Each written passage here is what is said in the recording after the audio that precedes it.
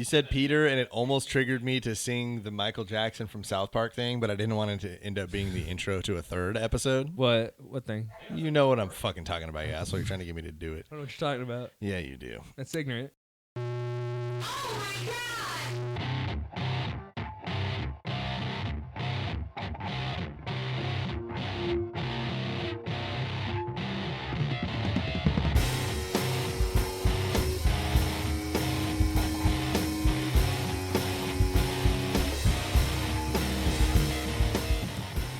Welcome, everybody, to episode 91 of 1 Million of the Serial Chillers podcast. I am your host, Jesse. I am joined in studio with your boy, hello, Greg. Welcome to the Super Network studio again, Greg. Yeah, it's becoming a more frequent thing. You just had to climb up the ladder. That was all it really was. Well, it's a slide. I told you I went the Google route and did it in the slide. Put the slide in, and it's hard to climb a slide. You have to take your socks off. That's the trick. That's the trick. But I have terrible foot odor.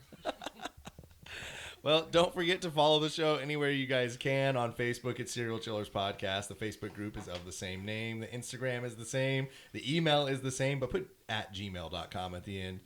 Twitter are some fuck asses, so it's @Chillers Podcast. You can call or text the show 1-805-666-2513. SerialChillersPodcast.threadless.com for all of your merchandise besides stickers needs. If you want those motherfucking stickers, SerialChillersPodcast.com. Go to the Super Sticker Store tab. Get them there. Rate and review us on everything, please. Patreon.com/SerialChillersPodcast to give as little as $1 to the show. Keep the fucking wheels spinning, y'all. You know, that's really all it's about. Right, Greg? Right. Perfect.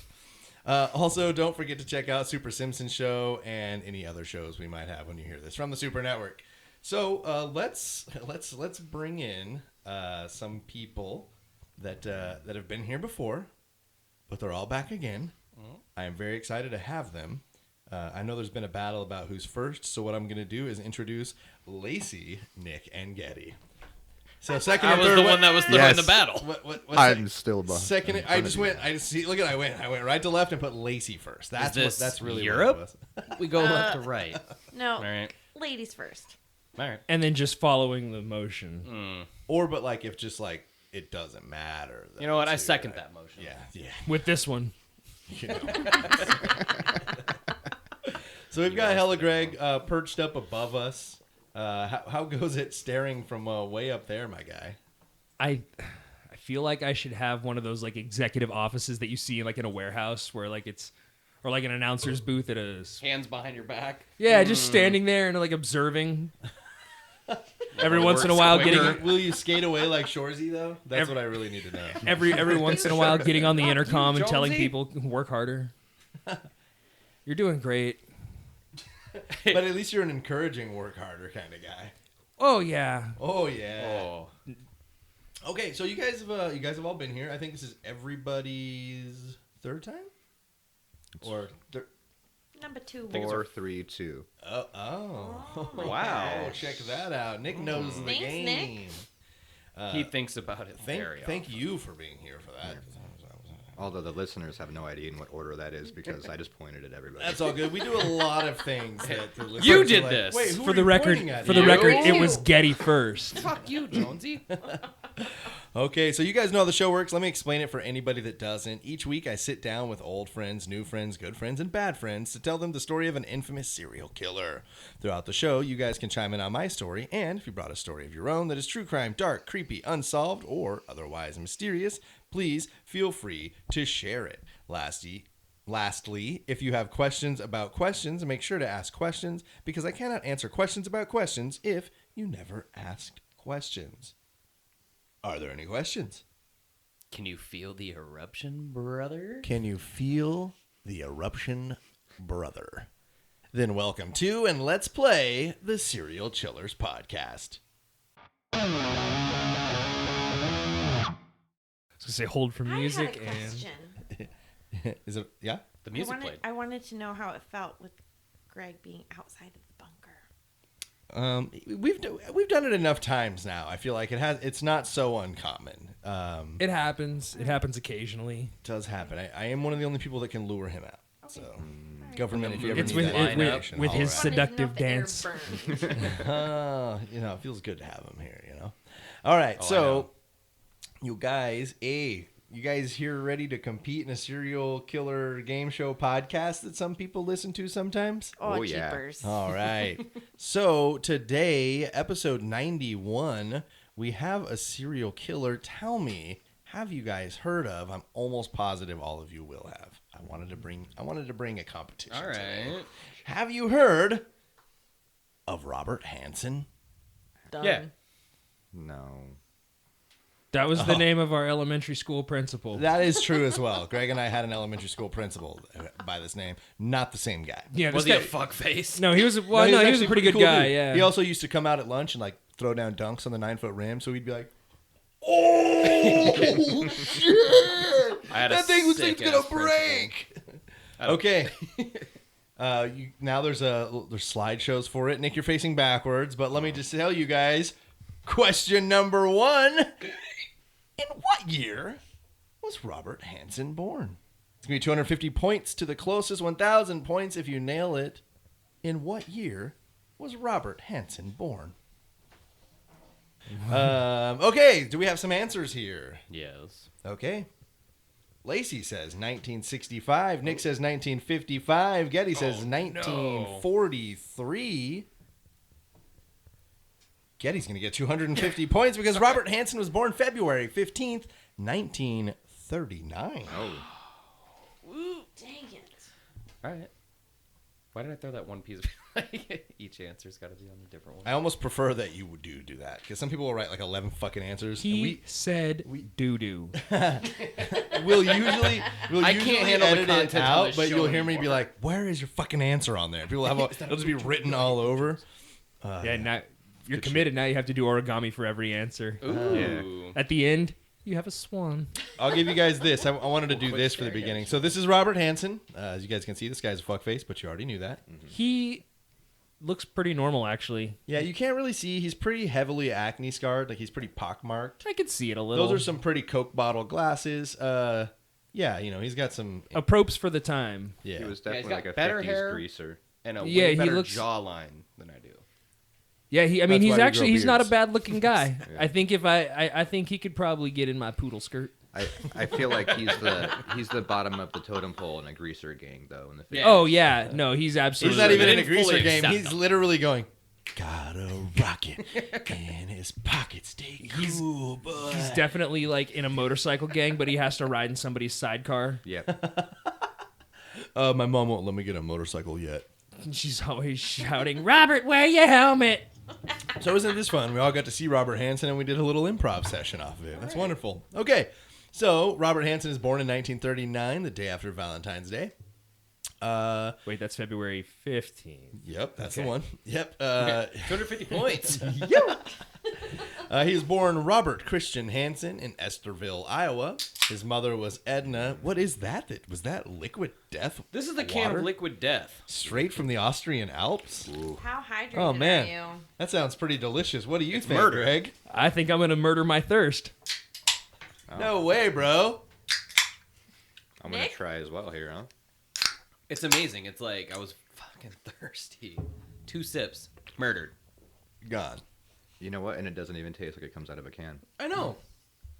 It's pretty I feel like I wonderful. just dipped my face into the Austrian Alps, no clothes on, Ooh. refreshed. Shameless advertising. And dead. Okay, so Robert Christian Hansen, born in Esterville, Iowa. His mother was Edna. His father was Christian. Early on, his parents noticed that he started doing things left-handed. There's not going to be a bunch of cool shit. It's pretty much questions after this. Let's go ahead and beat him so he doesn't do stuff left-handed. That's pretty much exactly what we're going to get into here. They were not down for him to be left-handed. So Listen, the Catholic Church does it, so it's probably fine. I think that's kind of the idea here. So, he's got the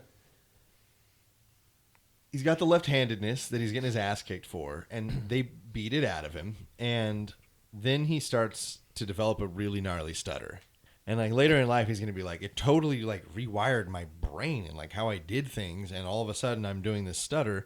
So he's pretty young, like 4 or 5, and they're kicking his ass for for left-handedness, and he's saying that like, man, it fucked up my brain. And I'm See, stuttering if only now. they had just turned him into a boxer. Yeah. Or like a pitcher. But then he stopped using that devil hand. Yeah. All right, then good. I thought it was kind of nice that they were treating him like the Catholic Church, smacking him around for using his left hand, but his But no middle one name's touched his pee once. But his middle name's Christian. Weak. That's where I was going with that. What about the Pakistan? You're gonna beat me right. Okay, so his father is known as a very strict, very overbearing Danish man. In 1994, his mother and father moved him out to California. They all moved out to California to try to make it there. So, head west, young man. Question number 2. How long will the family stay in sunny California? No multiple choice here. Closest to the answer gets 250 points. If you somehow nail it, it is full once also.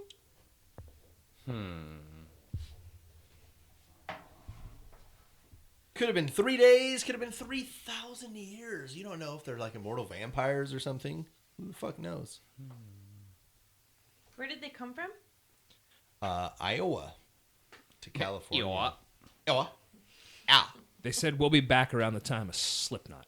We don't wanna- there. We were there. We don't want to miss that.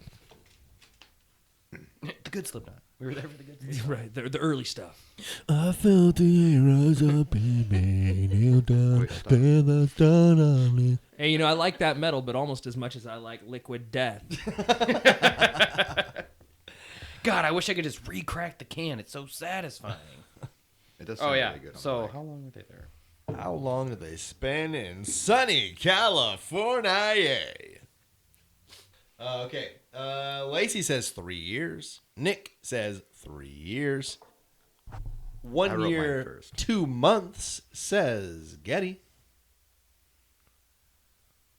How I'm does going to how- give points to both Nick and Lacey. I was going to ask how that 250 points. worked. I'm going to give them both 250 because they answered the same, and it was 5 years. Damn it. They went out to California, gave it a Thought they fair got try. kicked out.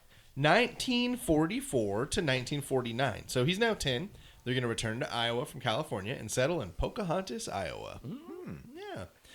Yeah. So again, kind of to state his father's strict disciplinarian. This is kind of how he's going to live his life. I also should state that, like, while his dad's an asshole and a disciplinarian, he's not turn your kid into a serial killer bad. You know what I mean? Like, they had a family business later that he's going to have to be a part of, and he's kind of forced to. But I think a lot of kids who are brought up with a family business, that's kind of the deal. It's like, yeah, you go to school, then you come work family business, man. That's what we do here. We're Hansens. So, Bop. yeah. That's what they Do you have any chanted other every words? morning. No, I was just going to be like, it's copycat. Guys ever heard of that scat music? It's going to be like that, but white. And whinier. All right, Okay. hands in on 3. 1, 2, 3. Mbop.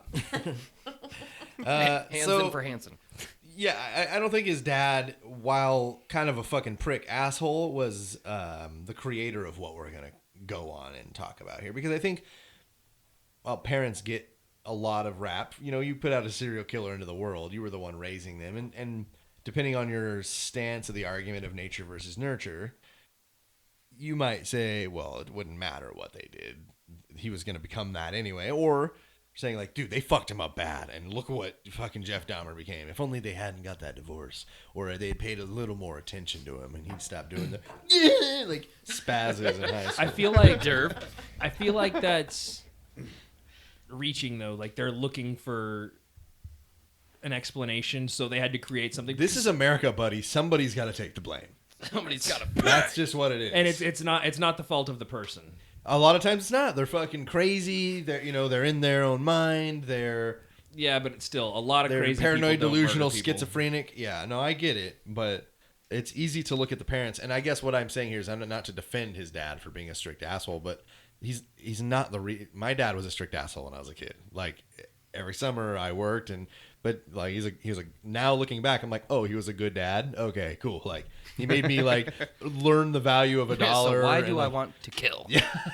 What is really the root of the problem here? Who do I blame this on? Video games. Dad. So yeah, he worked in his father's bakery at an early age. He's paid somewhere between 35 to 45 cents, all the way up to $1 per day. Which in the early late 40s, like $1 a day is not. I don't think that's like nothing. Greg, cigarettes were like a quarter. Greg's probably gonna have to jump on that, but like I would bet that that's something like $8 to $10 a day. What year? Yeah, sounds about right. Late 40. Let's just call it 1950. But yeah, that's what I mean. Like $10. If I were 10 years old, and my dad's like, "Hey, you got to work, but you're going to school, and I'm gonna get you $10 a day." That's fucking $50 or $70 a week. Like, you told me that I was making $280 a month as a 10-year-old. Like, I wouldn't. I mean, I could see you being mad. Oh, fucking do this all the time, but like, also that's a ton of money. You can buy a lot of Chico sticks. You know what I'm saying? I do love me a Chico stick. I did chores for free growing up. Yeah, ripped off, dude. But So, Robert kill? Robert really hated that his family's business was being a baker. He also didn't like that his dad was in control constantly.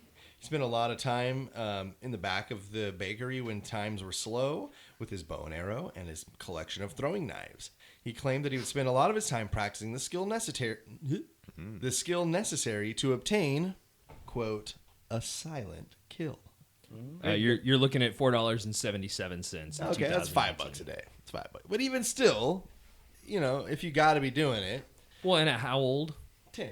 Yeah, 10. $5 a day as a 10-year-old is pretty fucking solid. Like And it's we're talking about back in the day. Like I said, cigarettes were a fucking quarter, and yeah, Why do you think the 10-year-old is concerned about a quarter cigarette? because it was because 1950. He was like, I got to get my smokes, Dad. Get the fuck out of my way. Okay, so yeah, he's spending a lot of time behind the bakery practicing silent kills. So he's way into his throwing knives. He's way into his crossbow and bow and arrow. He takes these things to school, like talking about silent kills and like, you know, like you'd never hear me coming. And he's fucking very weird, dude. So he was the weird baker knife crossbow kid from a pretty early age. he would run like Naruto if that was a thing. If it were, he might have just been doing it anyway. Because my kids do not know what it is, and they run Naruto. But they're little kids, so Are they fast? they are. When they do that, yeah. It works. That's what they leave their shoes in the air. It works. Just jump right out of them. Okay, so yeah, so I don't care if it's 1949 or 1999. If you're the weird crossbow knife silent kill kid, you're probably like not the most popular kid in middle school. He seems pretty ahead of his time, to be Yeah. honest with you. So I would say that most of the kids that are weird crossbow silent kill kids are also don't turn into serial killers either. So this is a nice little preamble here. We get to know early on. In 1951, he's 12 years old. He's in junior high school now. By this time, he could keep his stutter under pretty good control. But when he would lose his control or be in high stress or high anxiety situations, his stutter would return, and it was bad, like really, really bad. And because of his stuttering, well, come on, guys, middle school, every fucking asshole kid was a fucking asshole about him having a stutter. Girls teased him. The popular boys like pretty much told him he couldn't be part of their groups because like, hey man, you used to stutter. Did anyone try and smack it out of him though? I'm sure they did. Sounds like his dad did, Yeah. but all it did is make him right-handed. Yeah, but you know what? I don't recall there's any evidence really of, when I say that they beat it out of him, I don't mean that they like torture. Like, I think they tried to get into right hand. I don't think that he was actually beat. I don't think that he was ever actually. Just some raps on the knuckles with a ruler. Yeah, I mean, it sounds stupid, but in 1945, that was like, they were like, oh, that's what you do that at the diner on Fridays. So, he hated school. I wonder why. He didn't do himself any favors, though, being the weird knife kid. Kids can also be fuck faces. I've never had a stutter. I've stuttered plenty of times in my life, but I've never had a stutter. I can't imagine that it's an easy thing to deal with. I can't imagine it's an easy thing to deal with in middle school. That's a fucking tough time. Kids are at their fucking very worst then because you haven't really developed your filter yet, but also like you kind of stink and don't know how to use deodorant yet. And like, you know, it's kind of one of those things. Middle school classrooms are not a good smelling place. Speaking of which, I just pulled off my shoes and I just smelled it as you were saying. I was about It's to like say, 4D. Getty still is unsure of how to use deodorant. It did get warmer in here. So the They say I rejection, got hot feet. the rejection say by about his that? classmates made him feel inadequate at an early age, which is a trend that's going to continue throughout most of his life. In 1953, he's now 14 years old. He's in high school, and it would also not be very kind to him. He had an advanced workload in his family business and is there baking sometimes as early as 3 a.m. His parents continue to be very strict, religious parents, and little money is given to Robert for the work that he is doing. Sometimes he works up to 14 hours per day. This obviously prevented him from participating in social activities, except for some. He didn't have any friends. What's he going to participate in? He is a loner. But he finds solace in the things that were team-like, but he could do very solo. Question number 3. He participated in 3 of these groups. Which one did he not? Was it A, Boys Chorus, B, Pep Club, C, the Photography Club, or D, Typing? Which one did he not participate in? Typing, Photography, Pep Club, Boys Chorus. Yeah. You got your answer over there? Yeah, I'm gonna just throw up a gang sign. Throw up a gang sign.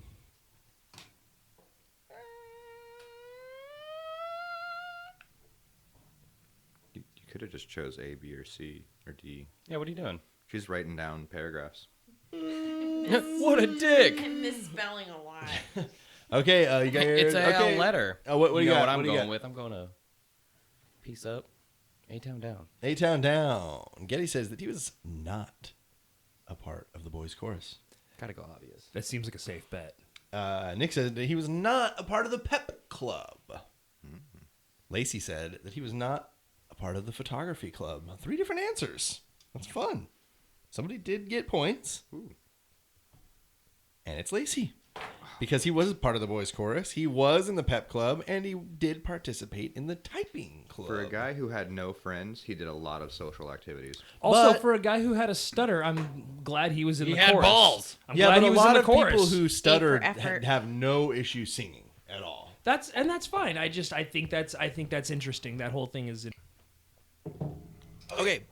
Lacey, another 250 points, takes a 500 to 250 across the board's lead. And that ends the game. Good for her. She's running away with it. Just so you guys know, we've got 22 questions today. It's a high-scoring affair. Recording late is sick. Okay, Thank so God we got all these cans of liquid death. Or I don't know what I would do here. Dehydrate. exactly, you just shrivel up and die. I would die without liquid death. You're also going to need extra pee breaks, though. Oh too. man, I'm doing it right now. I they're lied when healthy. I said Okay, it was we're my doing it shoes. live. They're healthy clear pee. Okay, so he participated see it in on my everything clothes. but the Photography Club. He was in Boys Chorus, Pep Club, and Typing.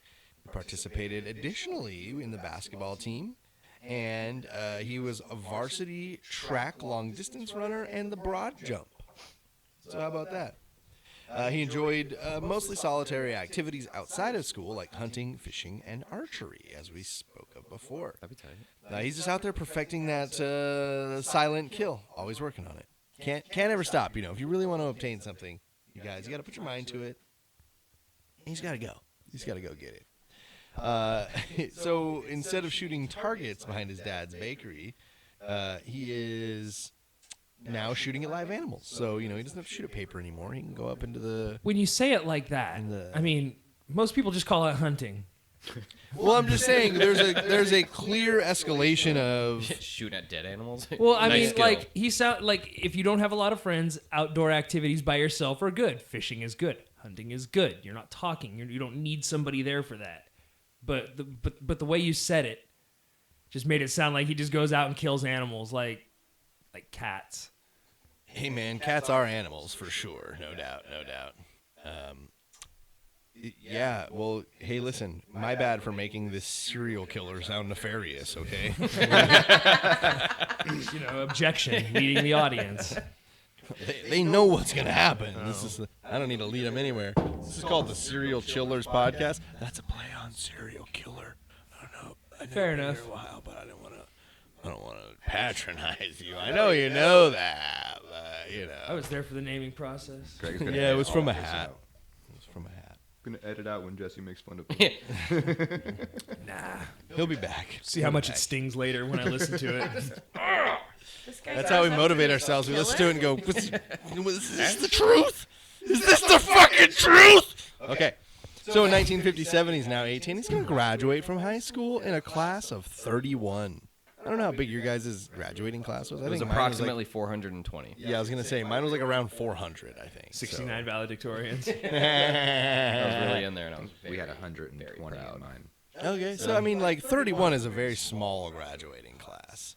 Props Easy to him fly for graduating with a full-time job, though. I feel like it was easy to fly under the radar in a class of 400 students. In a class of 31, I feel like if you're the stuttering, weird knife crossbow hunter alone guy, you're noticed, you're known for it, and it's probably the only thing they've got.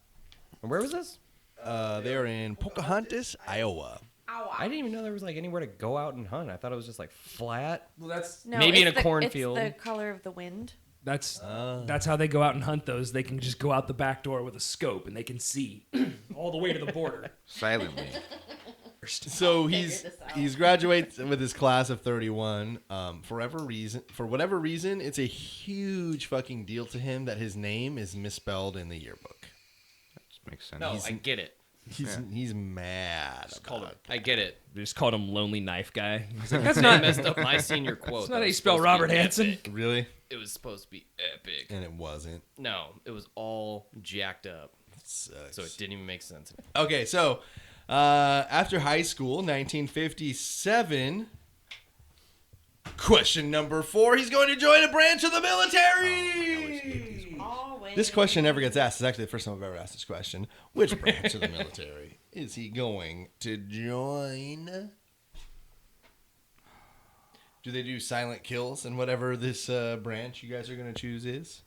He just went out and was like, I want to be a Navy SEAL, please. Like, just but has can you all kill the silently? militaries. And he's like, as a matter of fact, I've I killed 3 can." people since I've been here. Quick, we need to make All right. it silently. Nick says Navy. Getty and Lacey say the Army. To Army. Going to Army, mother. Getty and Lacey are going to score on this one. It is the Army Join the Reserves. Iowa Navy. It is the Army Reserves. Iowa Navy. But What a dick. he's out there serving his. That's how they get you, though. The Navy goes to places like Iowa, and they're like, hey, kid, you could see the world. No, it's the Army. It's the Army. I mean, Norco has a naval base. Okay. Yeah. For, Norco is in the desert, so. yeah, it's in the middle of nowhere. In case y'all didn't know that. They have Yeah. planes in the Navy. They got to land them somewhere. True. Off boat. Off boat. I think that's what they call it. Going to Army. Off Okay. So in 1957, he joins the Army Reserves. 1 week in a month, 2 weeks a year.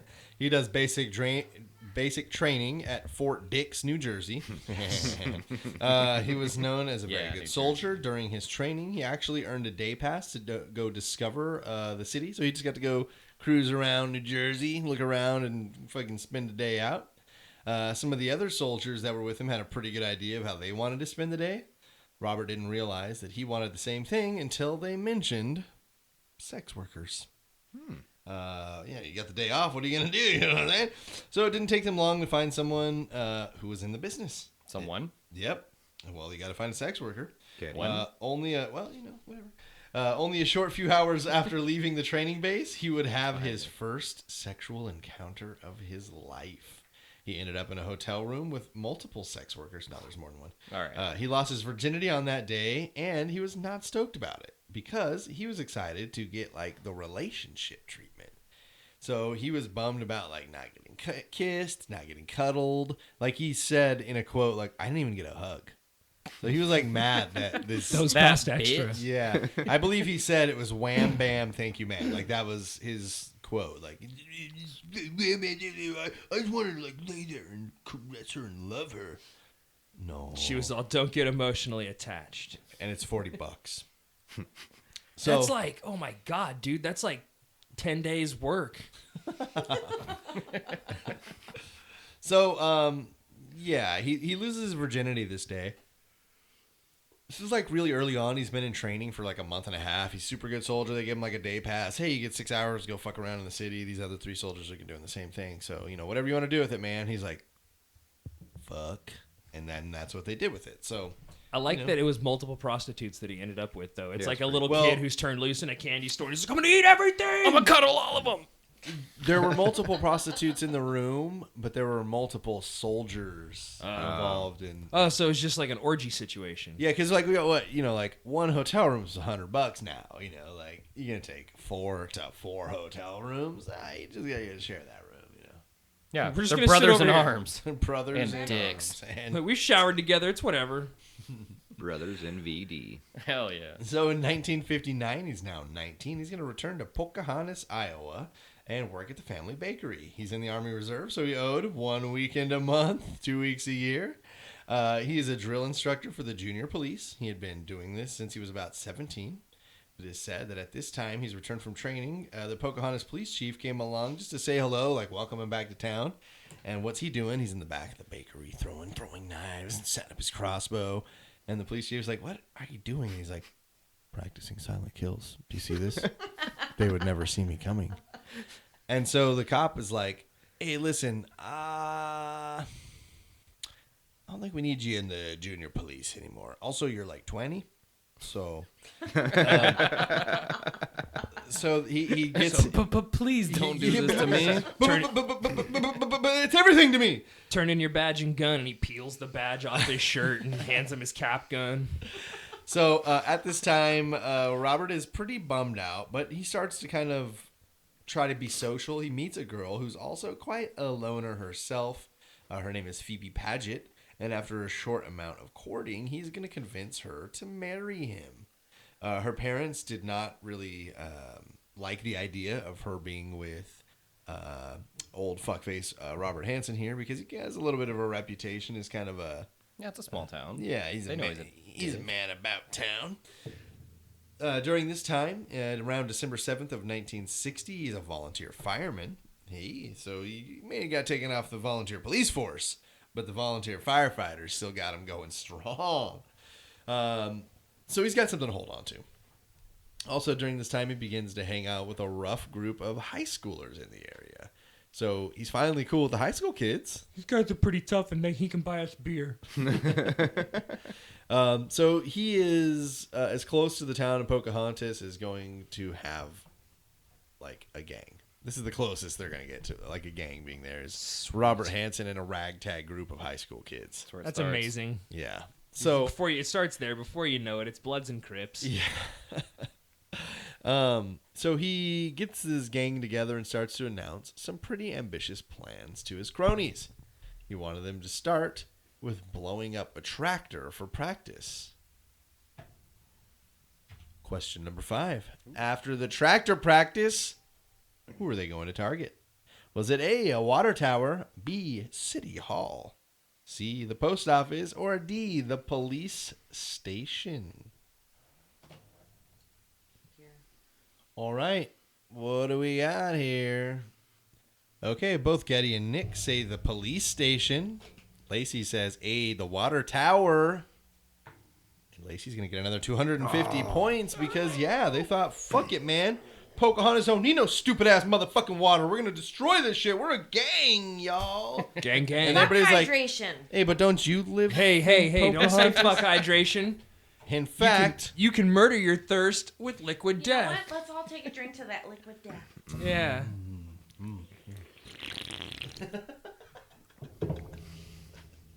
okay, so none of these options are going to pan out. He actually started with the water tower, realized that it was going to be too much of a hassle to bring down something that big.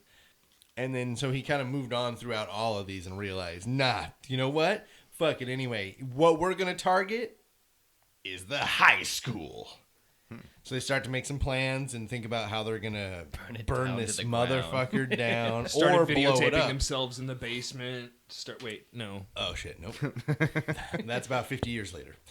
So I'm not sure if he's got the mental aptitude to develop an operational explosive device that's going to take down a school. But, he's either going to blow it up or burn it down. Water tower's too hard. He was like, let's go for a school. So he realized that this is going to be a little ambitious as well. So he's going to set his sights a little smaller and go for the school bus barn. Hopefully crippling their transportation system is his idea. They waited until the town would be distracted by something big. Question number 6. What was happening to distract most of the town? Was it A, a high school football game, B, a town hall meeting, C, premiere of Alfred Hitchcock Presents, or D, a high school basketball game? You're too good at making fake answers. They're all just sitting there going doop doo doo doop doop doop doo doo doop doo doo doo doop doo. I mean, I'd go to that. Yeah. When you say town hall meeting, I picture The Simpsons. I picture a guy up front going, How are we gonna spend this $2 million surplus? don't you mean $3 million? Getty said high school Tuesday. basketball game. Nick said high school football game. Lacey said a town hall meeting. Era. Error. Unfortunately, that's not correct. The streak will not continue for Lacey.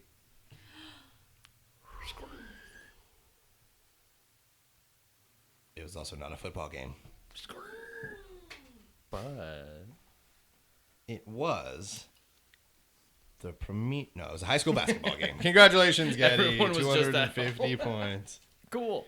I did Not look up doing good. shows that launched in 1959 just to make sure I didn't put Just in one case somebody here was like a I just figured it TV was- savant. You never know. It's just like, whoa. Alfred Hitchcock didn't come out until 61. Thank you. Actually. Why is somebody who's wearing a shirt that says genius at work? Okay, so yes, they wait till the whole town is like enthralled with a high school basketball game. I guess the high school basketball team was pretty big. Small town, you know, Pocahontas. So they set was their fire. mascot? Oh, Pocahontas. Yeah, They set fire. Pocahontas. They set Oh, fire no. to the school bus garage. It's just Robert and one of his little gang members. The fire will leave 3 of the 7 buses inoperable and put a smile on his face. This is really great for him because at this time he is still part of the volunteer fire department.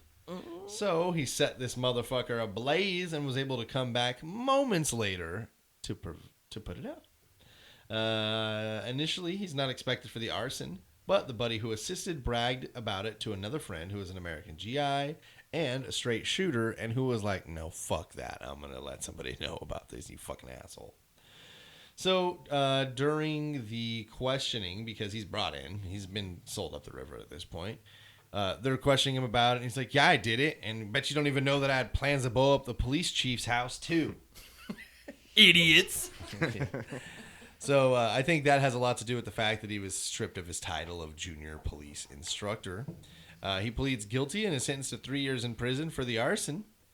Question number 7. Show me potato salad. How long of his 36-month sentence will he serve? Closest to the answer gets 250 points. If you can nail it, it is 1,000. Okay, Lacey said 4 months. Getty said, what was it, 2 weeks? 3 weeks. 3 weeks. Nick said 10 months. Ooh. He's going to serve 20 months of a sentence, and Nick's going to get 250 points there. Feels good. I was going on a dry spell there, so I was getting worried. Feels good. Well, I if don't you're in a care. dry spell, you can always just drink liquid death. Its alkaline pH is 7.9. Wow. Yeah. Well, that's what you alkaline. get with Austrian Alps water, fresh from the source. Straight up. In beautiful 16.9 ounce cans. Yeah.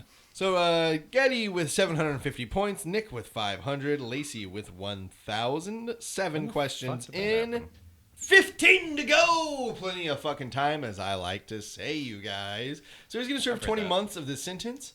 While he's doing so, Phoebe Paget files for divorce. She's probably pissed off as hell that her parents were correct. It is said that during this time, all of Pocahontas became split on whether they could still stand in support of Robert Hansen. His father was a very respected member of the community and the town's unofficial official baker. Robert had been causing some type of trouble over the years throughout the town and was having more. The town is having more and more hard time forgiving him. Once Robert officially goes into prison, Christian decides there is no longer a place for them in Iowa, sells the bakery, and moves to Minnesota and purchased a resort on Leech Lake. What Boy, a beautiful sounding I've place, just been right? waiting for this moment on this podcast. Don't So, you know? since Robert had nothing in Pocahontas, he joined his family at Leech Lake once he returned from his training in the Army Reserves. I'm back from Army. I'm back from Army, mother. Let's take a break. We'll leg stretcher here. We're gonna come back with Nick's story. Ooh. And we'll do that motherfucking shit. So, come back or I'll kill you.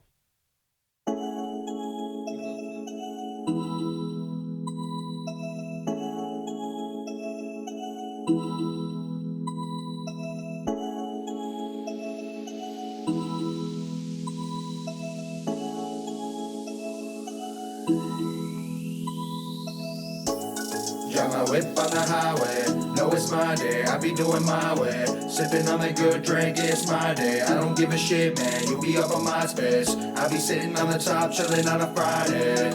Ain't my girl looking fine, chilling with my feet up, sipping fine wine, oh yeah, oh yeah. I don't really care, man, we gon' turn it up. Sand on my feet and liquor in my cup, oh.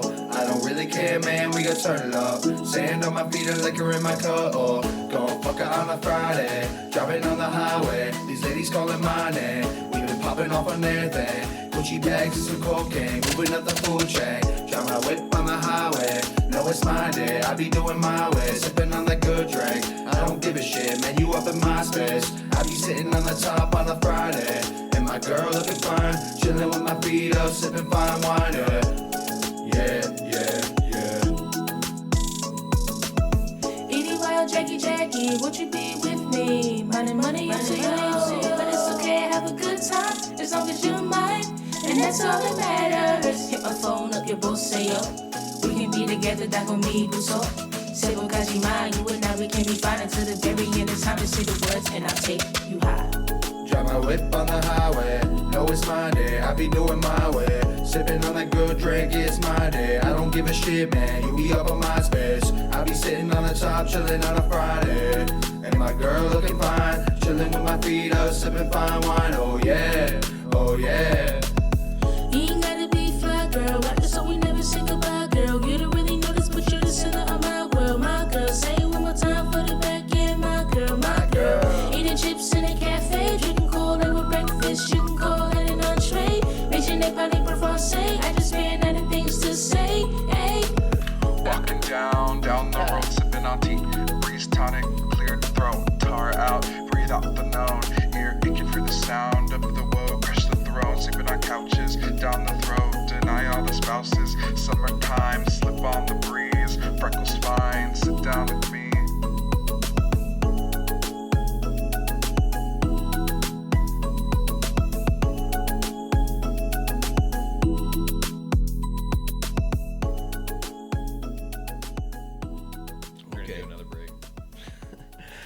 Welcome back, everybody, to episode 91 of the Serial Chillers podcast. Yeah, that break was very short, guys. Thanks for listening. We snapped that together. What was that, like 30, 45 seconds? So, thanks for taking the short one for us, guys. We're back right here. Everything's really fresh in my mind and everything. I totally remember everything. So what we're going to do is take a step back because, I remember everything so well that I don't need to think about it. We need a real break. Yeah. Nick brought us a story. I can just relax. So I'm gonna watch me lean back. Take it away, Nick. All right, so this was given to me by my coworker Christina. She's fucking awesome, and she recommended this. It's a dude named Seth Gonzalez. He's a pretty big douchebag. He was born in September 16th, 1980. He's a Filipino-Australian who was convicted and sentenced in the Supreme Court of the New South Wales to life imprisonment for the murder of his father, Teddy Gonzalez, aged 46, and his mother, Mary Loeva Josephina. She was aged 43. So just a quick breakdown of Seth. He was born in Baguio. I'm going to pronounce all these things wrong. Bro, welcome to the Serial Chillers podcast. We've got Give me some upstate New York names I could fuck up right now. Let's piss some people off. So he's born in Baguio, Benguet, Philippines. Boo. I'm pretty sure Definitely that's right. exactly how you pronounce it. Definitely. Yeah. I imagine there's more. So, shortly after he was born, the family immigrated to Australia, and Teddy began working his dad began working as a migrant worker, or immigration lawyer. Family appeared close, but they were strict Catholics. Whatchamacallit. So, he was pretty cool in school, a lot of like strict upbringing, nothing remarkable. After attending high school, he went to the University of South Wales.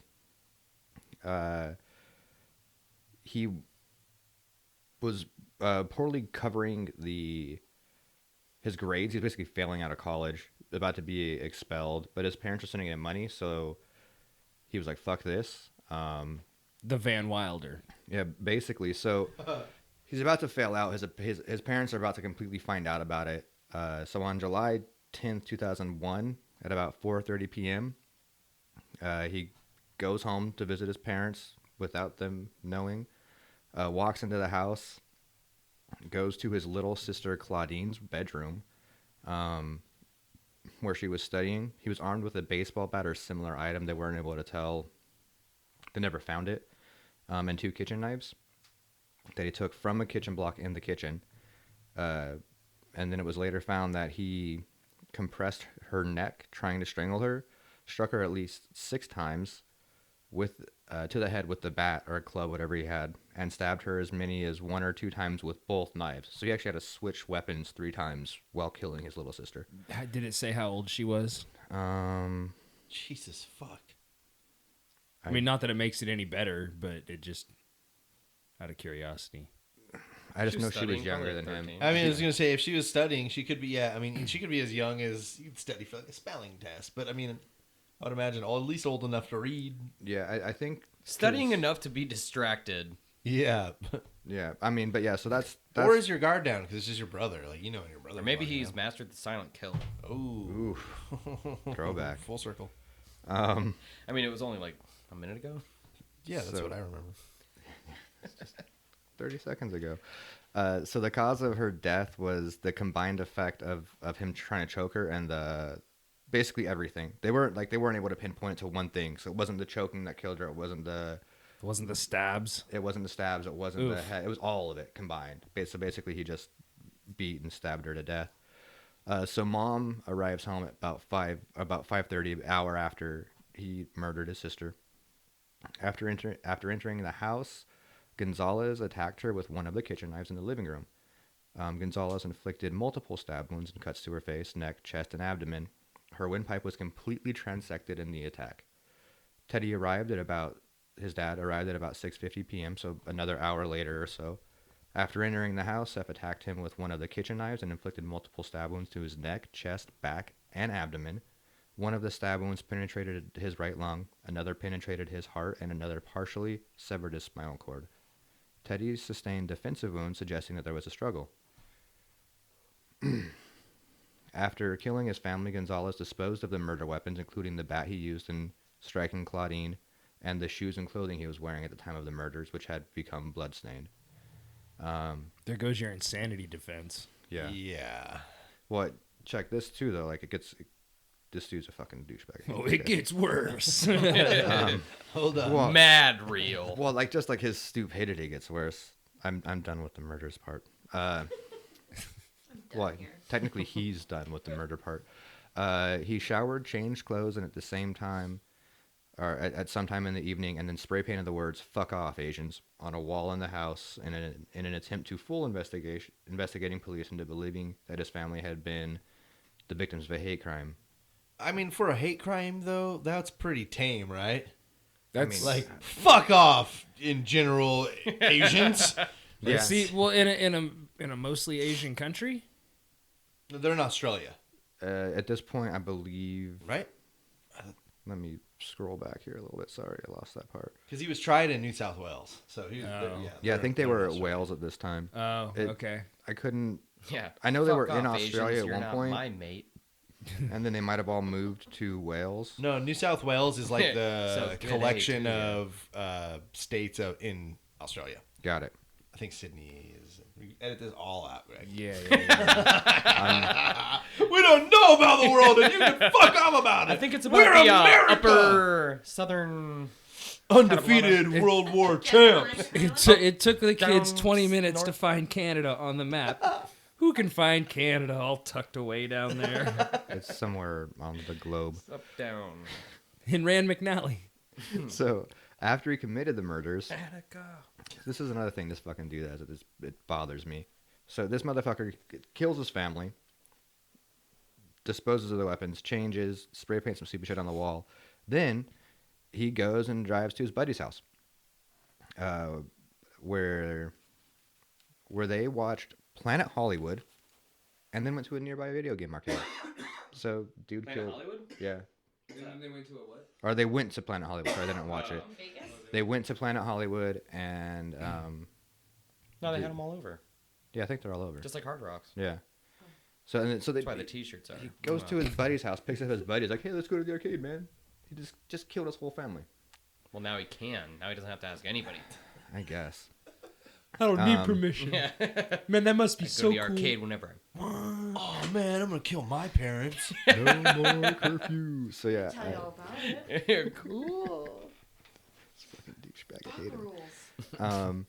Yeah. So then they go to the arcade. Then he drops his buddy off, goes back home, and then calls the police, and they're always like, "Hey, my family's dead. Somebody come help."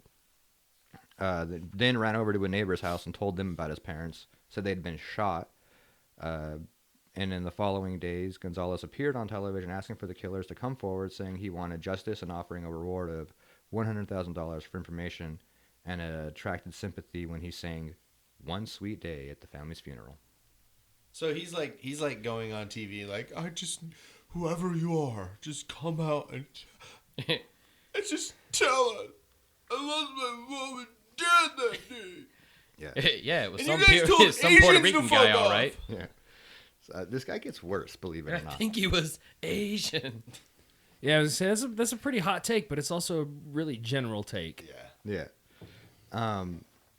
So now we're at the investigation. After noticing many inconsistencies in his story, and no evidence to prove that anybody broke into the house or anybody else was there, the police turned their attention to him. In December, investigating police were able to disprove his alibi when they were told of sightings of his car in the driveway at the time of the murders. He constructed a different alibi, saying he was at a brothel at the time of the murders, but the prostitute he said he was with was like, "No, dude, he wasn't with me." It's a pornography store. I was buying pornography. Why would you want to look into this? Isn't that gross? It involves a bunch of stuff with my dick. Yeah. You don't want to ask any more Gross. questions, right? Whatchamacallit. So How could I be lying and throw myself under the bus like that? So embarrassing. So a few days after the murder, he visited the family's accountant inquiring about his inheritance. So this guy waited like 3 days and went to the accountant and was like, "Yo, what's up with my money?" Trying to get paid out here. Hella sad. And then he put a deposit on a $173,000 Lexus, telling the dealership he would use his inheritance to pay for the vehicle. He also traded in his parents' car and pawned all of his mom's jewelry. Gonzalez, this is where he becomes a super douchebag. Gonzalez also told us. I mean, All that other stuff, I was very jealous. Now he gets douchey. it's just like he later told other relatives and his godmother that he had a brain tumor and needed $190,000 for surgery. So he's conning his family out of money. As you do. Got to start somewhere. It's Well, he they're can't the ask his easiest mom. people to con out of money. Yeah. So on June 13th, 2012, or 2010, or 2002, I can't talk, detectives from Strike Force, they arrested him, charged him with 3 counts of murder. He was refused bail and remanded to Silverwater Correctional Center. He was also denied access to his family's estate to fund defense. Good dick. What kills me is he was out for like a year and a half. It's like the Menendez brothers. Yeah. Sounds exactly like it. The trial revealed that Gonzalez had planned the murders for several months. Initially, he researched the idea of poisoning his family, which led to elaborate contamination hoax. The court heard of numerous lies told to friends and family and police regarding his whereabouts at the time of the murders. How do you go from poison to like, no, you know what? I'll just fucking stab the shit out of all of them brutally. Spray paint. Like, where did that? He's like, yeah, cyanide, that'll do. And then later he's like, you know, that steak knife looks pretty sharp. Then we're just gonna spray paint some mildly racist stuff on the wall. Yeah. Am I He the didn't only one think- thinking of Rob Zombie's Halloween take on this? How so? Just with the whole like knifing a whole family and everything. Many people have And done then it. just sitting on the porch waiting. Yeah. Yeah, I mean, he didn't really sit on the porch and wait though. It was very Menendez Brothers where he was like, okay, I'm done. The Let's- Menendez brothers are like on a basketball card, Yeah. like in the background of. That's true. Yeah. Yeah, they went out and started spending money, started hanging out, started doing some shit. Wasn't one of them at like a world-class tennis tournament competing when they were like arrested? Was he competing? Yeah, I'm pretty sure he was like out of the country, and he's the one of the tennis players. Yeah, yeah, exactly. Bastard. What do you know? So it was found that he had committed the murders because he was fearful that because of his poor performance in his university studies, his parents might take away his car Aw. and withdraw other privileges that had been granted to him, and that he wished to be the sole beneficiary of his property, of his parents' property, estimated at about $1.5 million, So he was just worried about being grounded again. basically. And he was like, Fucking nerd. but also like, if I'm gonna kill them, I might as well kill her, because then I'll get 1.5, not 750,000 minus fees. And like, you know, at the way that I spend, I could live off 1.5 for like at least 10 months, and then we'll figure it out. Well, I was gonna say, then he went and put a down payment on a car that was worth 10% of his net worth. Yeah. Like, I guess if you're gonna live out of your car, like, it better be a nice one. I mean, apparently cars are what was important to this guy because he killed his entire family over a car, basically. On May 20th, 2004, the jury found Gonzalez guilty of all 4 charges. He was sentenced on September 17th, 2004, the day after his 24th birthday, to 3 concurrent life sentences without parole for the murders. Justice Bruce James remarking, "I consider that the murders show features of very great heinous what can I read? I consider that the murders show features of very great heinousness, and that there are no facts mitigating the objective seriousness of the murders, and hence the murders fall within the worst category of cases of murder at common law." This dude's still locked up. He had an appeal that didn't go through. What? So, yeah, that was in June 2017. That's not No. And then he had another appeal on November 27th of 2007 that was dismissed as well. So this dude's still locked up somewhere in Wales. Fuck this guy. Killed his whole family over a car. Lock him up. Just do better in school. Get good. Yeah, I mean, or not kill your family and go live at home because they're worth $1.5 million. I'll probably give you a spare bedroom. Yeah, but Right. It's really not that much.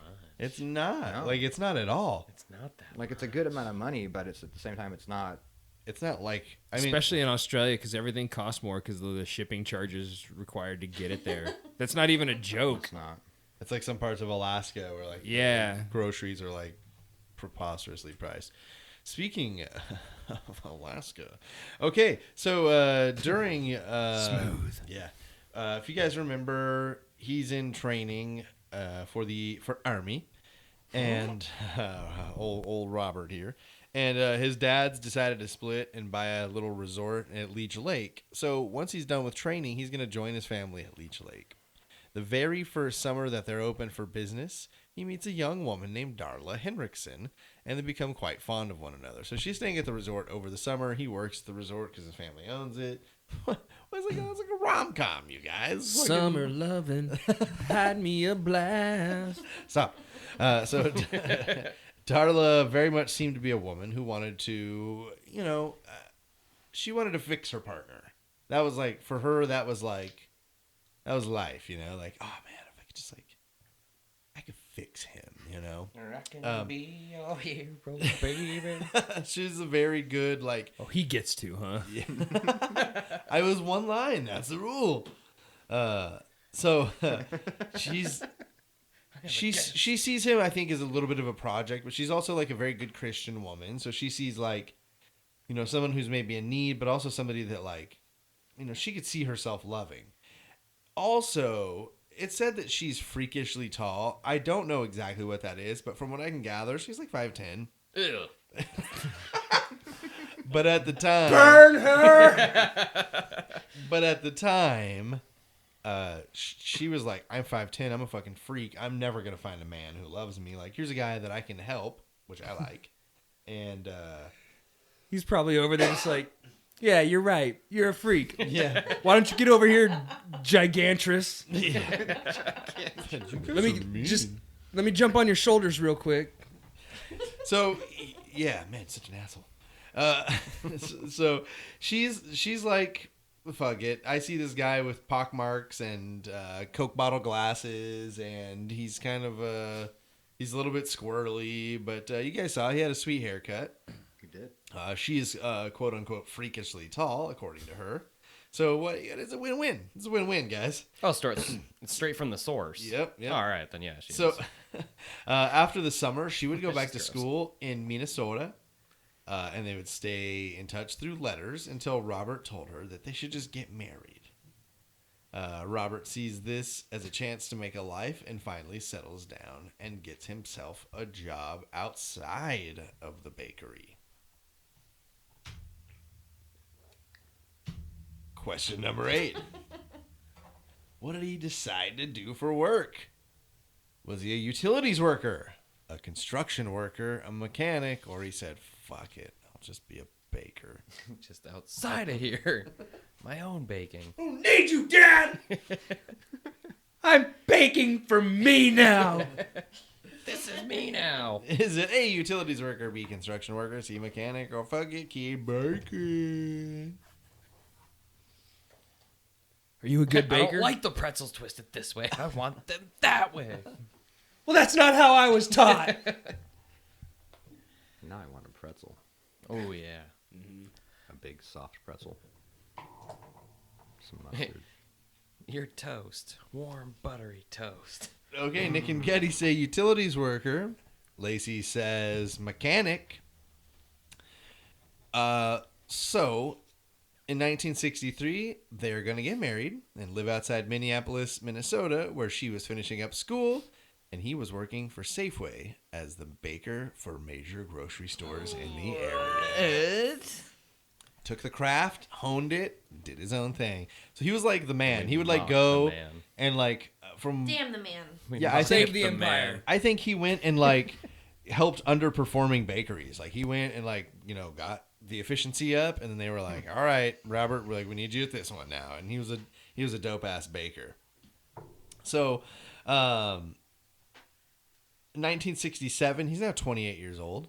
Darla and Bob fairly inexplicably pick up and move to Alaska once she finished getting her degree. He opened his own bakery on the corner of 9th and Ingra in Anchorage. This was near what was known as the Tenderloin district of Anchorage. Essentially, the neighborhood was nothing but bars, strip clubs, and sex workers on the street. Sounds exactly like what it is. That district is an onomatopoeia.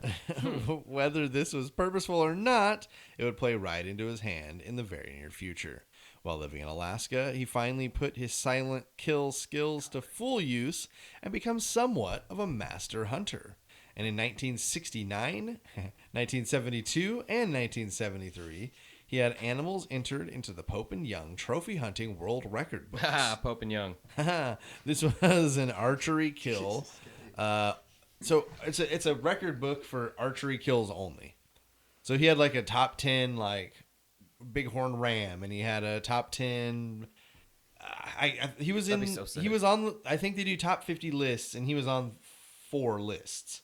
So he had killed a bear. He had killed a huge ram. That's so, impressive. Yeah. That'd be sick, man. So over 3 years, This is all with You get 3 archery. archery only. So This crossbow isn't a big or old bow and shotgun, arrow. like- Yeah, You get 3 letters to go down in the history books. What do you want it to be? Poo. I always like No, FAQ. ass. I always like fuck you. yeah.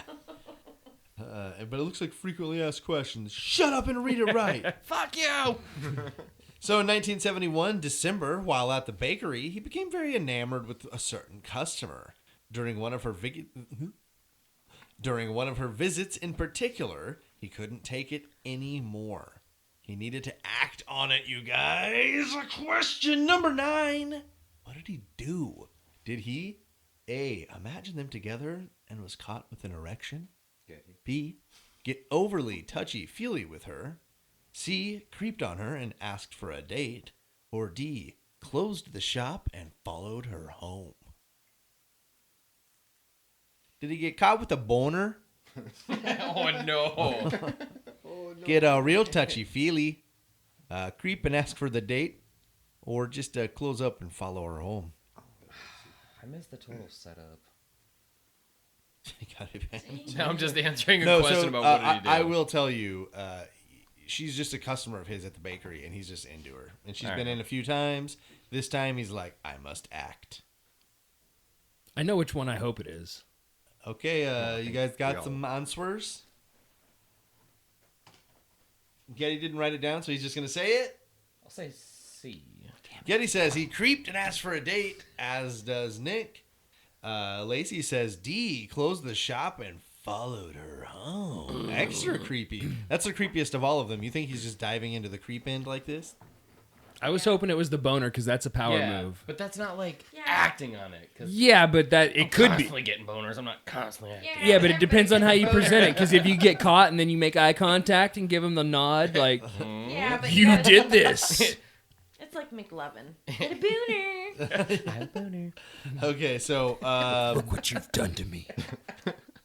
he followed her back to her house and was Nice. overly aggressive in the pursuit of her. So, Running. yes, he followed her home. 250 points to Lacey on that question. She's sprinting. He's just like, slow down. What's your name? Stop. Okay, so he followed her home. She denied him, obviously. This is going to fucking piss him off. A week later, he would return to her home with a gun and attempt to kidnap her. There you go. A neighbor heard the commotion and called the police, so he was apprehended pretty much at the beginning of like he was walking out her door, and the police were like, "Put your fucking hands up, scumbag!" He's like, "Oh, I'm not very good at this." If at first you don't succeed, try again. I mean, persistency is key. Yep. So he was apprehended before making the kidnapping. Who the fuck knows where that would have gone, though? Knowing what you guys, you don't know, but you know what's going on. You guys know where you are. So he was apprehended. He puts up bail, and while he's on bail, on December 25th, 1971, Celia Van Zanten, her body is discovered. While this murder has never been connected officially to Hansen, it shares multiple characteristics with his MO. She is found out in the open, naked, with her hands bound and ankles cut up from being bound with speaker wire. She was slashed across her chest and believed to have escaped from whoever attacked her, but had succumbed to the Alaskan winter. So she died she froze of exposure. Like she That died sucks out so on the- much. I mean, she But- made it so far. That's exactly it. Everybody says like, oh, so her hands are still behind her back with speaker wire. She's got it off her feet, and she's she's naked, and she's got like a slash across her chest. So it looks like someone got her. She escaped, and she died freezing out in the Alaskan winter. This is December too. This is Christmas Day. That's fucked up. Yeah. So Oof. Oof, 100. Yeah. So in early of 1972, a sex worker named Robin Patterson was picked up by Robert Hansen with the agreement of sex. They headed to a motel, at which point Hansen tied her up and forced sex upon her multiple times. He told her that there was no way that he would let her go. So he's got her in the motel. He's like raped her multiple times, and he's not crying, but he's like breaking down to her a little bit, saying like, "I can't let you go now. Like, what can I do?" You're going to tell all these people. But she's pretty, like, she doesn't know him particularly, but she's familiar with him. He's picked up she's not the second sex worker that he's been with, you know, like he's got a little bit of a reputation. So she's like, "Dude, listen, do you know what I do for a living? I'm not going to the fucking police, you idiot. Like, that's the last thing I'm going to do." And she's able to talk her way out of it. Speech 100. Yep, exactly. So she was successfully able to convince Hansen that she hated the police, and there was no she would go for them for help. For whatever reason, he decided that he would let her go, but he made her write down the name and address of her parents and said that he would go and kill them if she ever, went back on her promise to not tell the police. 1, 2, 3 Evergreen. Yeah. Right. I was just like, 1, 2. how does he 3, fucking Fake know? Street. Yeah. Right. So remember too that during this crime, he's out on bail for the creepy follow the neighbor home. Oh, yeah, that's right. Yeah. So this is that's like 5 days later, I believe. So he's making moves. Yeah, exactly. Get him So all obviously the sex worker goes to the cops, and she's like, "Listen, my name's Robin Patterson, and this fucking weirdo just pulled me in, raped me. Yes, I'm a sex worker, but I would like to get this out here. Like, this is not how it's supposed to go. Trust me. Also, he took my fucking parents' address and said he's going to kill them if I come to you. So, like, if you can help me with that, that'd be Keep this on the honestly very DL. nice. Yeah, please." So they bring Robert in for questioning. When they pick him up, they're thinking that they're going to stop some more things from happening in the area. When they pull him in, they had his wallet, and it wasn't a point of interest to them. They were just moving it from one spot to another, and when they did, a piece of paper fell out, and on that piece of paper was the name and address of Robin Patterson's father. Oof. So they've pretty much got him dead to rights with this, because that's exactly what she said. That's it's all coming together. Again, why would you give the real address though? That's what I was Yeah. wondering. I don't know. People this were was more honest in the pre-Google. 70s. Dude. Pre-Bing.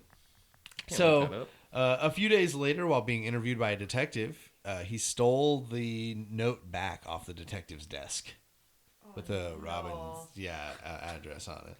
Good catch, detective. So he didn't steal it back to go act on the murdering of the woman. He stole it so it was no longer a real piece of evidence. Like, it's not there. Like, oh yeah, you guys said you got it, and you have some grainy picture of it or whatever. But like, where is it? Where is it then? So he was able to steal it off the detective's desk while being interviewed or whatever. He turned around, answered the phone. Robert Clever. snagged it, and there was no physical evidence. Of What's it that? Yeah. Yeah, look, a distraction. Is that Where? on, John? Yoink. Yes, yoink. Are you Could eating have something? been said. No. So after this, they didn't really have anything on him physically. They offered him a deal. He would plead guilty to the attack on his customer that followed him home, and they would drop the assault, rape, and kidnapping on Robin Patterson. So they're like, all that Wow. sex worker stuff, like, clear where you're good. This lady followed home. He pulled a gun on her. We got to charge for that. Like, This our one up hands here are in normal tied. society. Our hands are tied, yeah. But the sex worker, like, we'll drop all that if you just say you did this. That's so bogus, man. Sex workers always get a raw deal. No pun intended.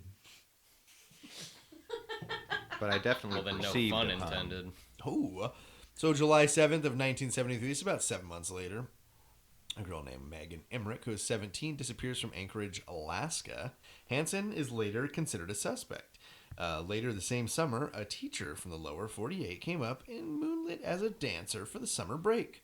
She was attacked by Robert Hansen. She was very easily able to identify him, and a court date was set for the attack. Question number 10. What will his punishment be for this crime? So there's a court date set. He's attacked this woman. She's super easy to identify him. Is it 5 to 10 years? Pull that Red Bull box down, would you, Nick? 5 to 10 years. jeez. 5 to 10 years. Would he get probation out of the deal? Would it be 1 to 5 years? Or is this never even going to make it to trial? 5 to 10, probation. 1 to 5, never makes it to trial. Never makes it to trial for Getty. 1 to 5 years for Nick. Never makes it to trial for Lacey. Points for Getty and Lacey. Yeah. 250 points each. It's never actually going to make it to trial. And let me tell you why. I actually said he gets the D. Yeah. I figured out what you did. You got that one. Want to go on record, though. So do you want the points or not? God damn it. So talking to this thing, we can't hear you really. I want silly goose. people to hear you. Hansen gets the D. So the reason that it never actually makes it to trial is because she wanted to have a mediator in court because she's a teacher in the lower 48. So she's like, I don't think I should stand trial for being sexually assaulted because I'm a stripper in Alaska over the summer break. I like to just have somebody, like a mediator testify for me. And the judge is like, no. Fucking testify yourself or there's no trial. And so she's like, No. We're the Wild never, West out Not here. gonna never do that. mind. Yeah. So and for that reason, it Cutting into never- my income here, bub. Yeah. So that's crazy to me. In 1975, Mary Thill disappears from Seward, Alaska. Hansen is later going to be considered a Wait. suspect. Yeah, it's called Seward. That's funny. Seward, Greg. Oh, boo. So in 1977, he was walking near a Fred Meyer superstore when there was a commotion outside. There was a large man having a heart attack, and it had the attention of a lot of employees and shoppers alike. He went inside and grabbed himself a nice new chainsaw and slapped an old Fred Meyer receipt he had in his wallet on top and walked out. At this time, Robert claims that he's super into shoplifting. He's like kleptomaniac to the max. He once quoted as saying that successfully shoplifting would give him near ejaculation at times. Can you imagine like walking out with a chainsaw and being like, whoa. Near ejaculation. Getting closer as you're getting closer to the door. Just, I'm almost there. I'm almost there. I'm almost there. Oh my God. So fucking Yes, weird. yes, yes, yes, yes. Yes. So, yes. They did No, catch him, just didn't want to however, apprehend him. he's going to get cock-blocked hard this time because the Fred Meyer security guard notices this old crumply-ass receipt is probably not the one that should be on top of this chainsaw that has just been That is some purchased. good. That is some good detective That's work. some great loss prevention work right there. Somebody who's done a lot of retail in my life. I can appreciate the work that went in there. So they're going to arrest him. Now, remember what we've done so far in his life. He's never going to make it to trial. He's getting it's classic, really. He's going to get a 5-year sentence in prison for this chainsaw theft. So, okay. Tired at of least dicking with him. At least he's going to prison, yeah. So it was multiple attacks on women, both sex worker and non-sex worker variety, have gone nearly unnoticed. But you don't steal mess a with goddamn capitalism. chainsaw, and they're going to throw the fucking book at you, you shitbag. Yeah, he's doing 5 years. It's a repeat question, but it's a different sentence. Of his 5-year sentence, how long will he serve? 250 points to the closest 1,000 points if you can nail it. I believe in you guys. Okie doke. Lacey says 10 months. Nick said 1 year. Getty said... Out of here. What was that scribble, Getty? I looked at it and I looked... 1 year. 1 year as well. Well, these guys answering the same. Last time it was. Well, it seems Midnight's like constantly the same. Nick and Lacey are free thinkers, and Getty's just latching on to whoever he can.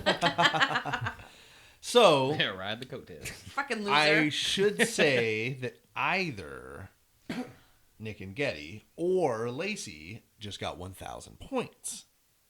So I know that you guys are hoping it's over here. And you, with the lead, are hoping probably stretch it out over here. I don't know. She does great, man. Last time, like 3,000 points. I know the answer. Greg knows the answer. Don't look at the outline. And Lacey has a huge lead because of his 5-year sentence. He will serve Wow. only 10 months. I think we're done here, guys. I know, Way to she have hasn't even faith been, in the like, paying system, attention. though. She's sitting there trying. This is bullshit.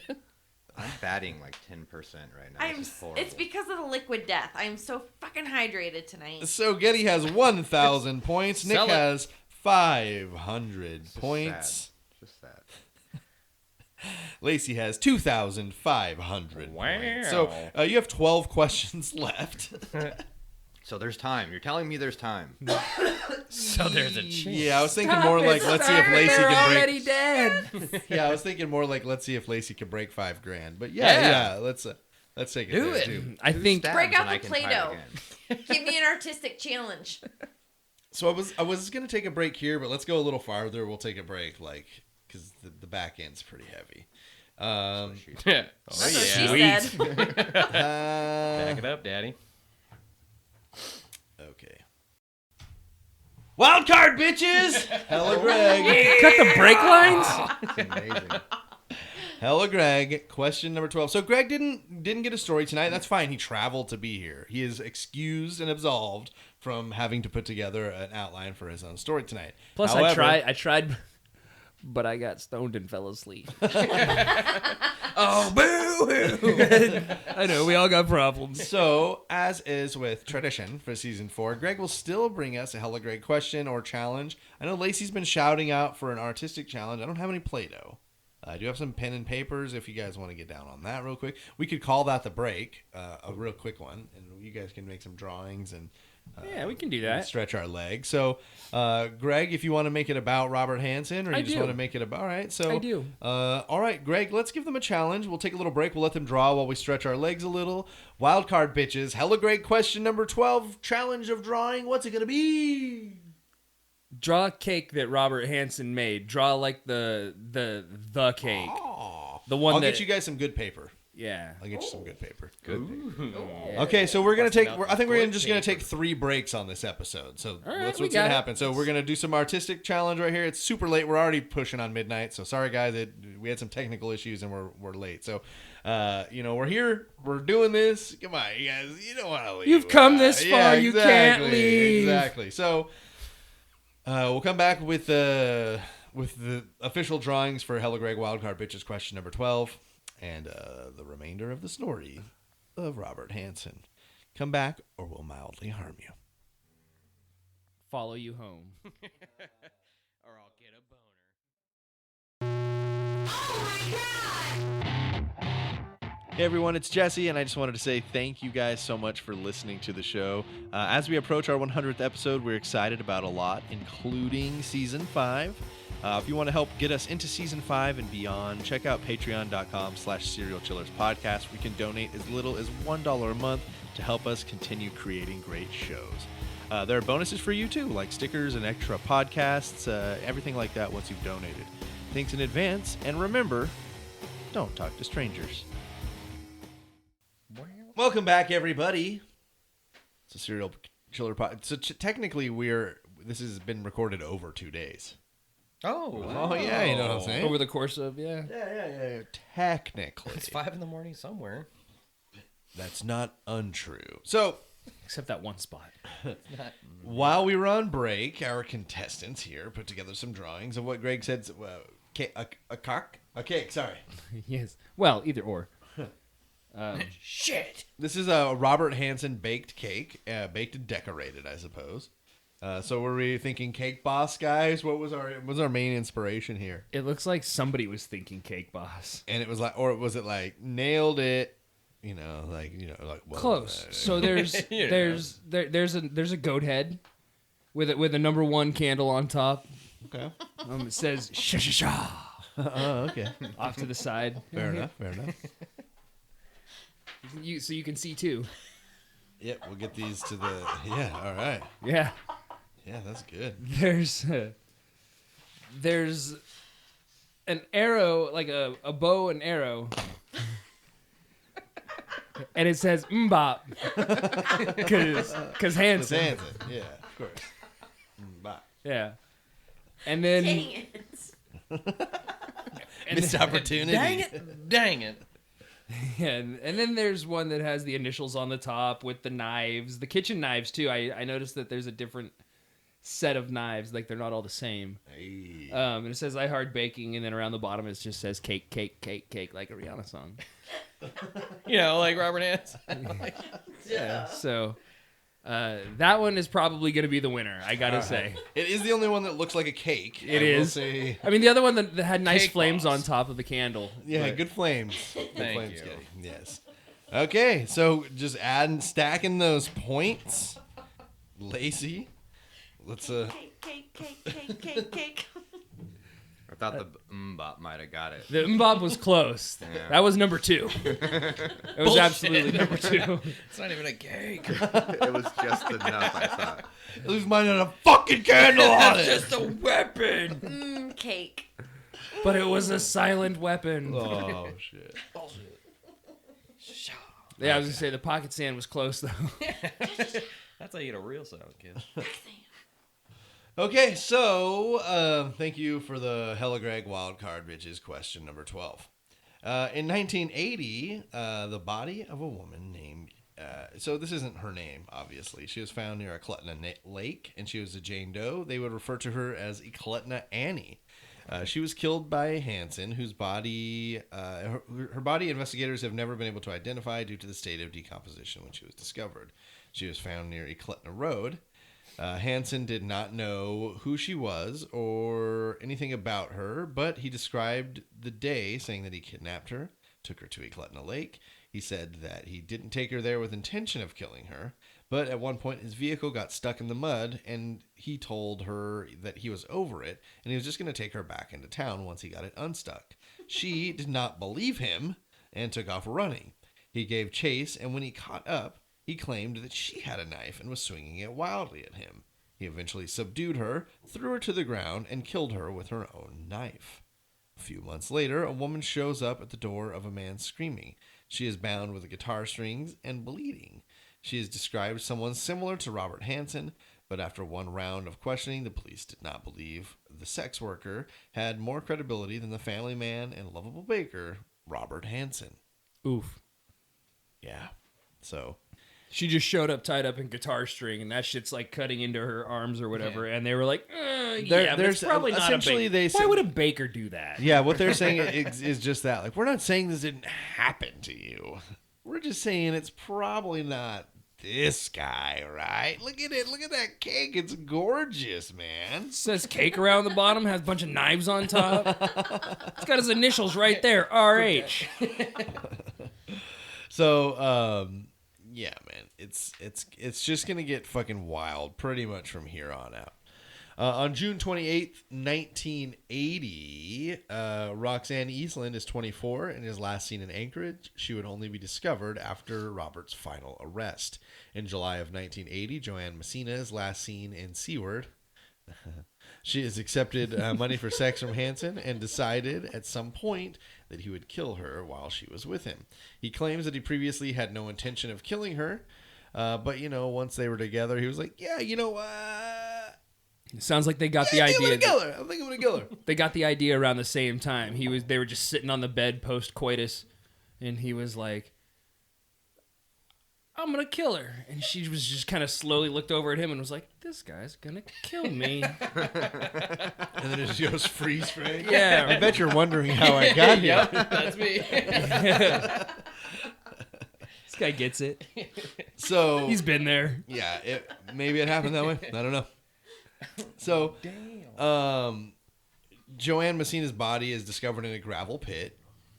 The reason she was discovered is the first person to discover her was not a person at all.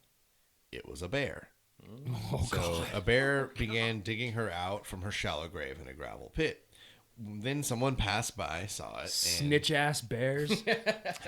when the state police arrived to the area, which was remote, they processed quickly, and before long, the bear had returned to finish its meal. They kept the bear at bay as long as possible, but due to its aggression but endangered nature, they were forced to abandon the scene. That's how I want to go. Sex worker v. bear. Well, dead sex worker, be bear. Yeah, true. Crime scene that they have not. I mean, who knows what they finished processing? I Bears wasn't don't there. care about the yellow tape. Yeah, bears do not care about the yellow tape. And at Shit, some we gotta point- stop care. here. Yeah, What's this? It's yellow tape. you better stop right there, bear. Do you even read? Where else am I gonna go? So- Bears don't care. Yeah. They abandoned the scene. I think essentially just to give the bear its meal. We got what we needed. Yeah, September I said 6th. I wanted to be cremated, but I lied. So this is the record. September 6th, 1980, Lisa Futrell is 41. She's last seen in Anchorage, Alaska. In January of 1981, Robert would commit insurance fraud by stealing his own big game heads that he had insured from his basement. He claimed that someone broke into the room and stole them, even going as far as to break down the basement door of his own. The insurance company is going to pay out for his big game heads. Question number 13. How much did they pay? These heads go missing. He's got them insured. How much? Are we going in Can you total repeat that or question, per? Yeah. please? So just the insurance company is going to pay out for his missing, stolen big game heads from the basement. So he's got a trophy room. He's got a big old, he's got his record-breaking Rams heads and things of the sort.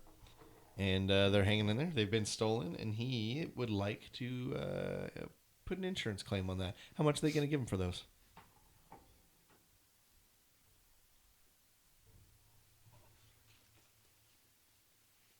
Okay. Getty shoots for the moon and says 120,000. Nick said 5,000, and Lacey said 3,000. Oh. Whoops. Oh. But I also have a picture here that says bears don't care. That's a dog. That's a dog. Lacey can't draw bears. Sick burn. So Nick is going to get 250 points because the insurance company pays him out a whopping 13,000. I wrote whopping before I realized someone was going to guess 120,000. So they give him a menial $13,000, allowing him to purchase his new toy. Which Another, actually, like, top that's 10. in today's money. That's $40,317. So like that's A third of what I guessed. still Today. still not bad for stuffed heads. Okay, Getty's got 750 points. Nick me. has 750 points. Lacey has 3,000 points. That's what she finished with last time. Yeah, and we've got a couple more questions to go here. We got some questions to go here. Okay, so they're gonna pay about $13,000 for the heads. This one is another question for you guys because he gets the 13 grand and he's like, I got an idea. I got this toy that I want. What do you buy? No multiple choice. 750 points. If you've got the correct answer. Oof. So many things I could. What could help him in his hobbies and life that around $13,000 could do?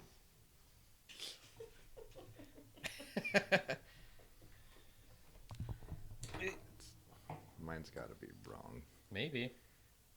Okay. Don't put 120,000. Nick says He invests it. a get 120,000. sniper rifle. Lacey says a toboggan. What the fuck did you say? And Getty said... Are you just fucking with us now? Toboggan. I said a cabin. A cabin. A cabin. He bought a Super Cub N3089Z single cab airplane. Oh! Is that just his? Isn't that just his tail number though? In 3089Z, or is that the? Is it? Or is it? I think that's the model number because he actually... it's a Piper Super Cub. Yeah. Maybe that's his tail number, but he never Hey, stay used... tuned for the Super Network airplane Yeah, hour. yeah. Fucking dorks! So he never actually used his own tail number anyway because he never got his own pilot's license. When he went in to apply for it, they were like, are you taking any kind of drugs or anything? He's like, oh yeah, I'm totally on lithium. And they were like, you can't get your pilot's license on lithium. And he's like, well, then I'll just fly without it. I'm not on lithium. So he had this huge list of tail numbers from other small Super Cub airplanes that he knew flew the area, and he would just use their tail numbers when he flew in and out. Such a simple time. Right? And his numbers were so small that they couldn't corroborate from the tower at this fucking Anchorage, Alaska Air Center. Damn 9/11. I'll just shrug. So, What does that say? Close enough. Getty was partially right. He didn't buy it. Essentially, there's out in the wilderness. There's all these like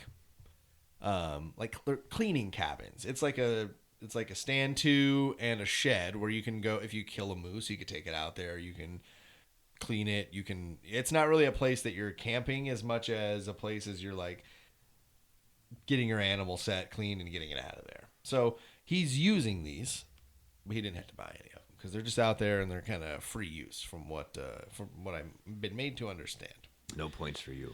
So in 1981, Andrea Altieri is last seen in Anchorage. On November 17th of 81, Sherry Morrow is last seen in Anchorage as well. She agreed with Hansen to do a nude photo shoot for $300. There are two stories about this. One says they drove, another says they flew, but at any rate, they traveled to one of his cabins, and Sherry had an ace bandage over her eyes to prevent from knowing exactly where she was going.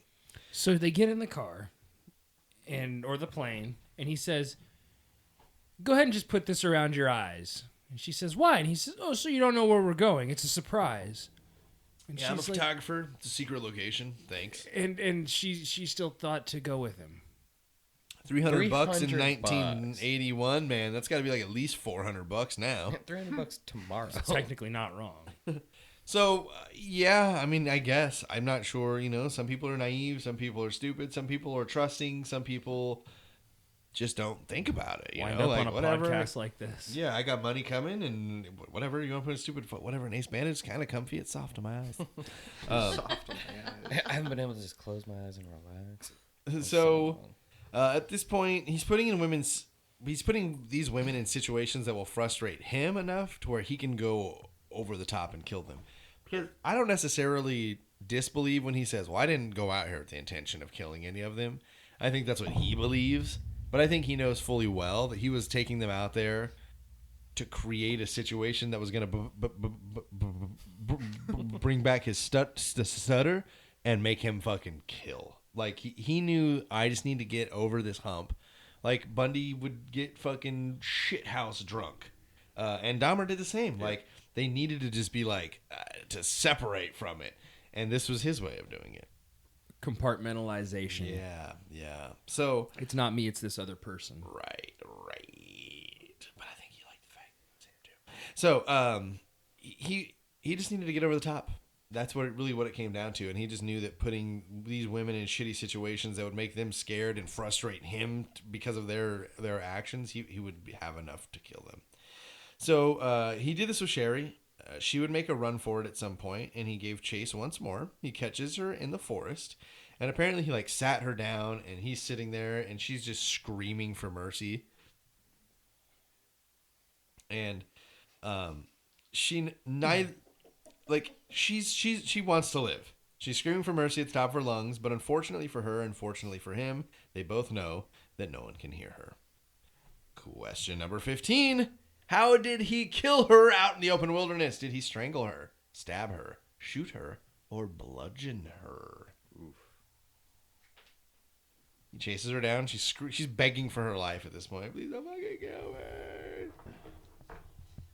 He strangle her, stab her, shoot her, bludgeon her. Nick and Getty both say that he stabbed her. Fuck you, Getty. Lacey says that he bludgeoned her. And I think for the first time tonight, nobody is getting any points on this question because as she screamed for her life, he walked up, lifted his Mini 14, and as cold as the Alaskan day, pulled the trigger, ending Sherry's life. There goes the silent kills. Yeah. They would later find... She was already screaming. The silent kill is gone. Yeah, and also he knew that he didn't need to be silent here. It's like when you're playing video games and you have to accidentally go loud, and now you got to go loud. I just start over. Because I'm getting this stuff. I'm getting that fucking star. Need that achievement. Oh, that's right. That's 2 questions in a row because we did the airplane one. Okay. So, so he shot her. They find later they're going to find a .223 shell at this. Now, I didn't really think of this. I'm not a hunter. I know people who hunt, but I don't go with them.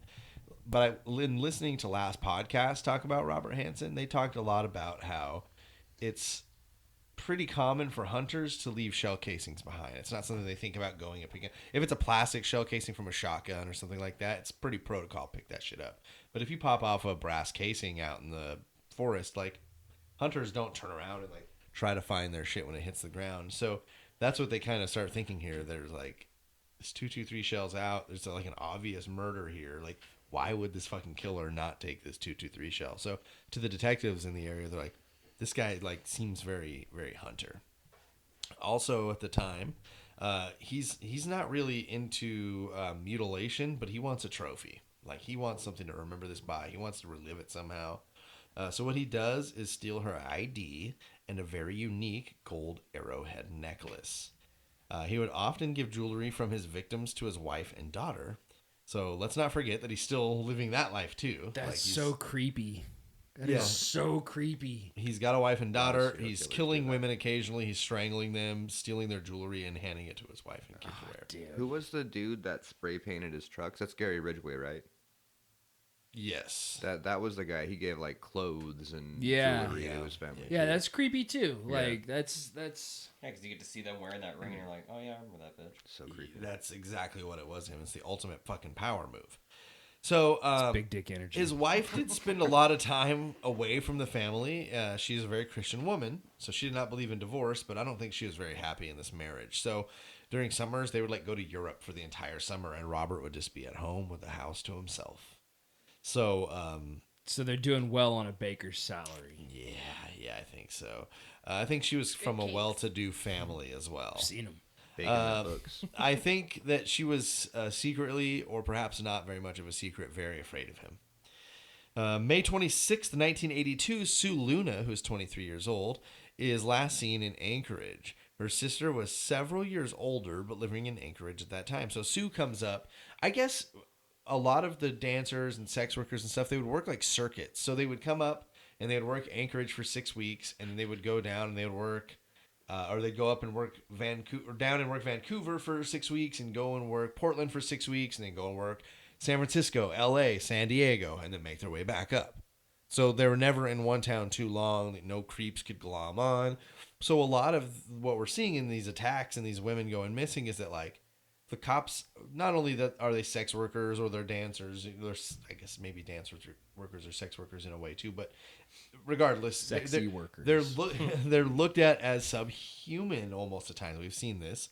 I don't Especially know, back in the day. by yeah, and police I don't forces. necessarily know that that's the case here, but they're definitely like, look, these women live a very transient lifestyle, especially here. We're part of this rotation that, the police are very aware of it too.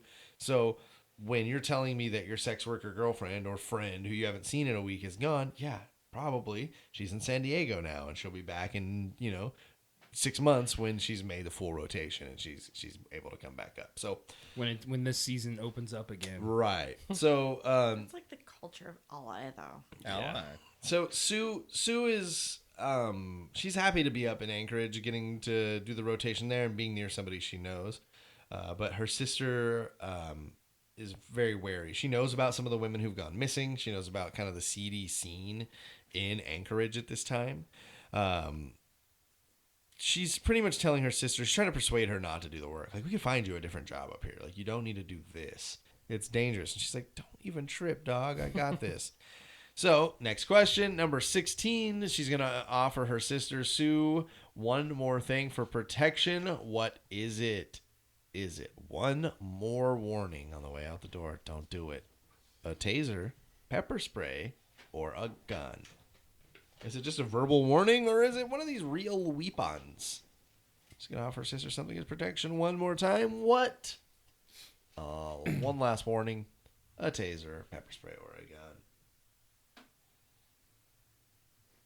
I was hoping it was like a mace. The Just- spike just ball on a a stick mace. and chain. Not mace, a mace. Yeah. The mace. Okay. The family mace. Lacey says pepper spray. Getty said a gun. Yeah. And Nick said pepper spray. Get out of here, Nick. One more. You wrote down mine first. You cheated. I'm gonna give you one more thing. I didn't even finish all the letters. I forgot half of them. Getty's going to get 250 points on this one. Cool. Thank God. Because her sister went as far about as to 2 offer breaks her ago? a small .22 handgun to carry with her while she worked. Sue turned down the gun and reassured her sister that she would be fine and not to worry about her. This was on a Sunday when Sue had first arrived at town and had not even begun work yet. Sue was to come back to the house for dinner on Wednesday and never showed up. No one would ever see Sue alive again. Her body would be found much later. It was one that they did not locate until Hansen's final arrest. So, yeah. let's take a mini break right here. We'll come back. Lacey's got a poem she wants to share with us, and we'll do the poem thing. So take one last little break. Come back, or I won't rub your shoulders. Hey, that does feel pretty good. Rub my shoulder. Remember when the psychologist was like, "Tell me, Bart, are you ever bored in school?" "Oh, all the time, sir." Shut up. Remember when he saw the devil, and the devil was like, "Remember, lie, cheat, steal, and listen to heavy metal music." Shut up. Hey, everyone, it's Jesse and Greg, and we just wanted to tell you about our other podcast called The Super Simpsons Show, which is also on the Super Network. Remember when the sushi chef was like, "Poison, poison, tasty fish." So Greg and I talk about The Simpsons episodically from start to finish and shed some new light on episodes you haven't seen in years. You remember when he was like, "My real name is Armin Tamzarian." We can be found wherever you get your podcasts and on Instagram at Super Simpsons Show. That's SUPR. Remember Carl? "My mother told me never to kiss a fool." So join us in Springfield. It's a hell of a town.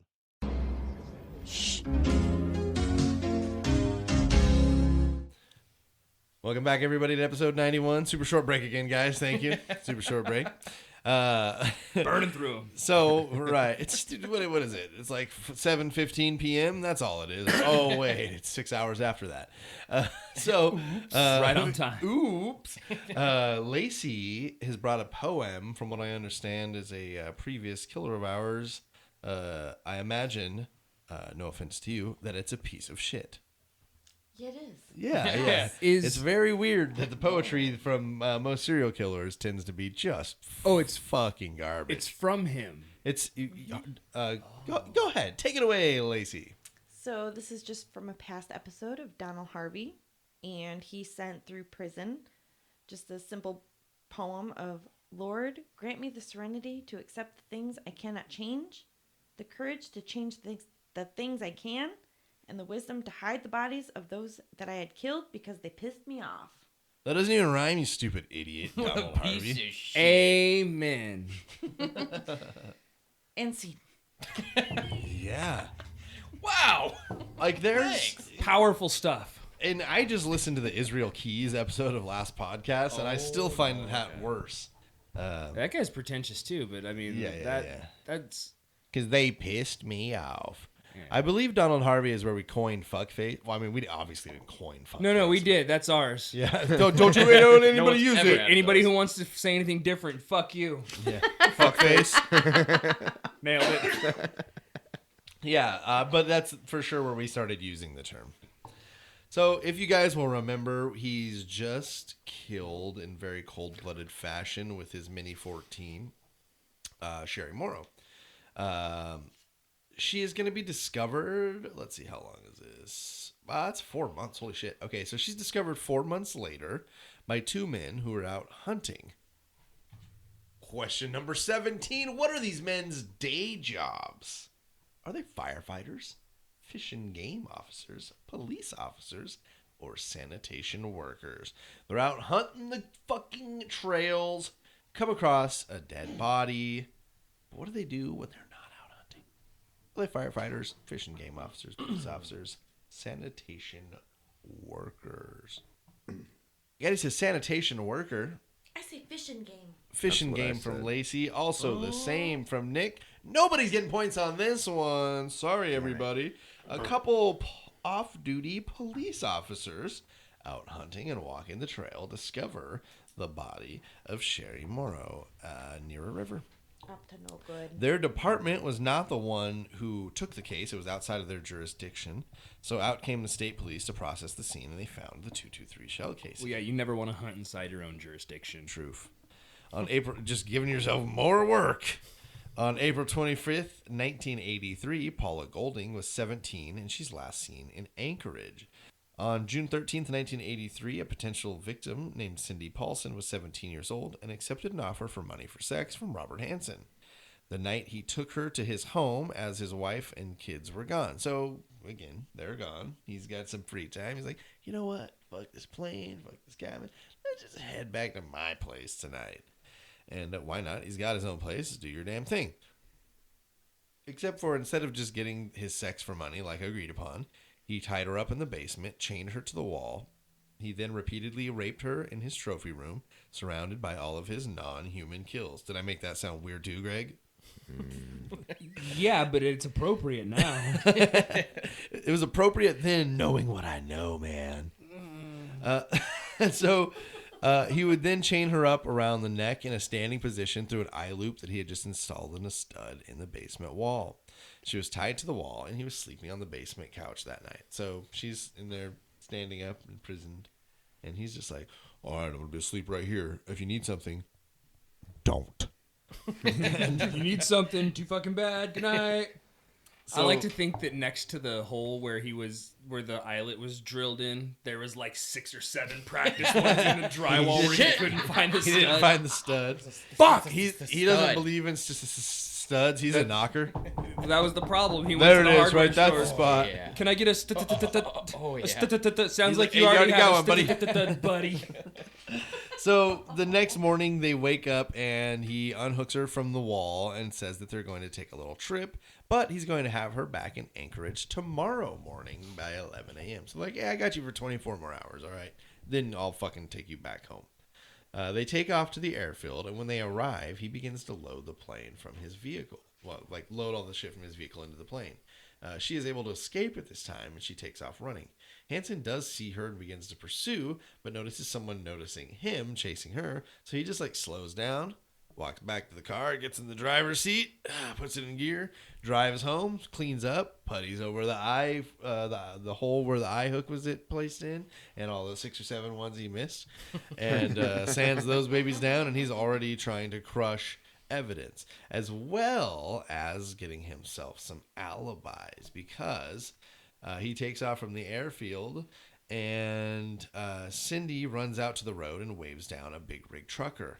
After telling the trucker the story, he said that she should go to the police.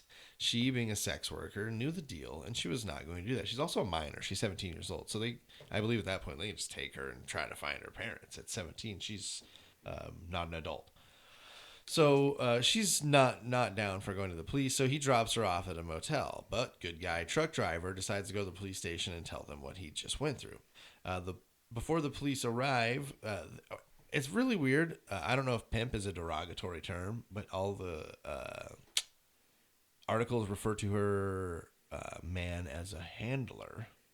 So I thought that seemed more demeaning than the term pimp, but for whatever reason, pimp handler. I don't know why we're afraid of offending. Because you don't Well, want to think. I'm just wondering why handler was used so many times. Because she was 17. Because it's Alaska. Yeah. Because she was 17 and you don't want to pimp kids. So you don't want to pimp kids, correct? You don't want to handle them But either. this guy was... We don't condone that.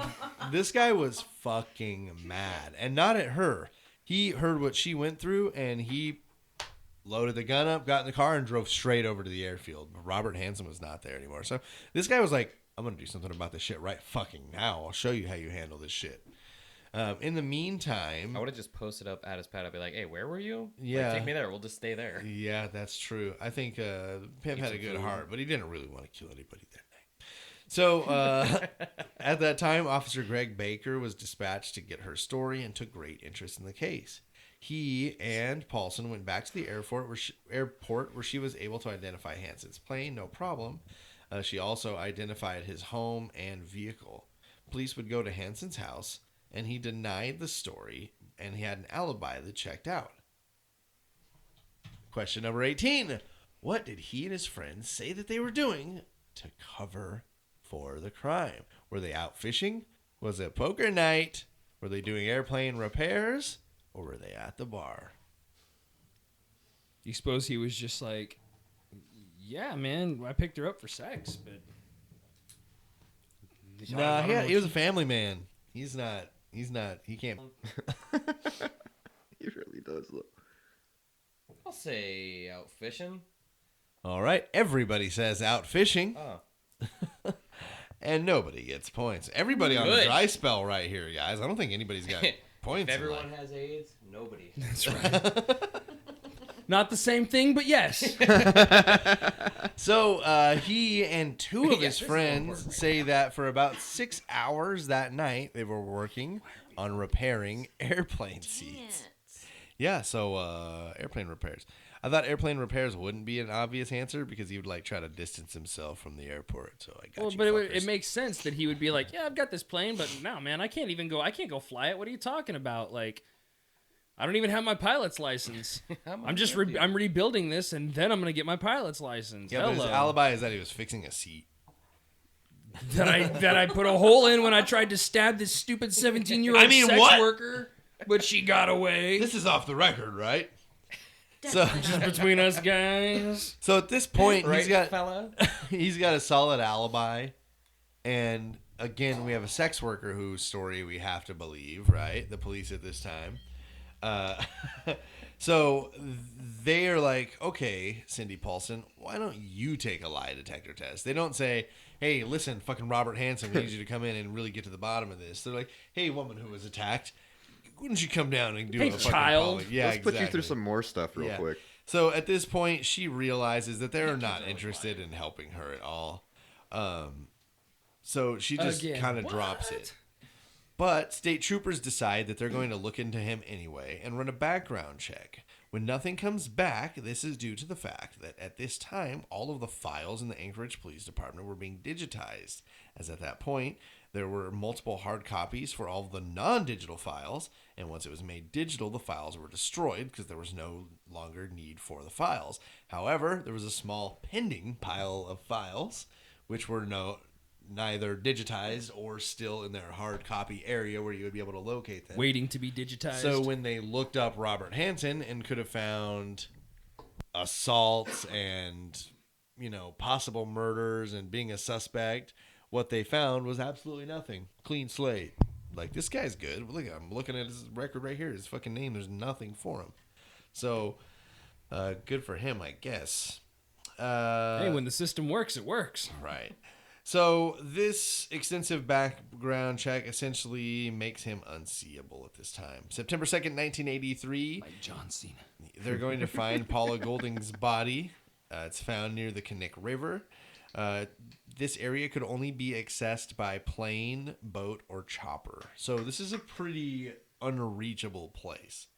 There is a single .223 shell found nearby. The state police put a man named Glenn Flothi on it at this point. Glenn Flothi is dope as fuck.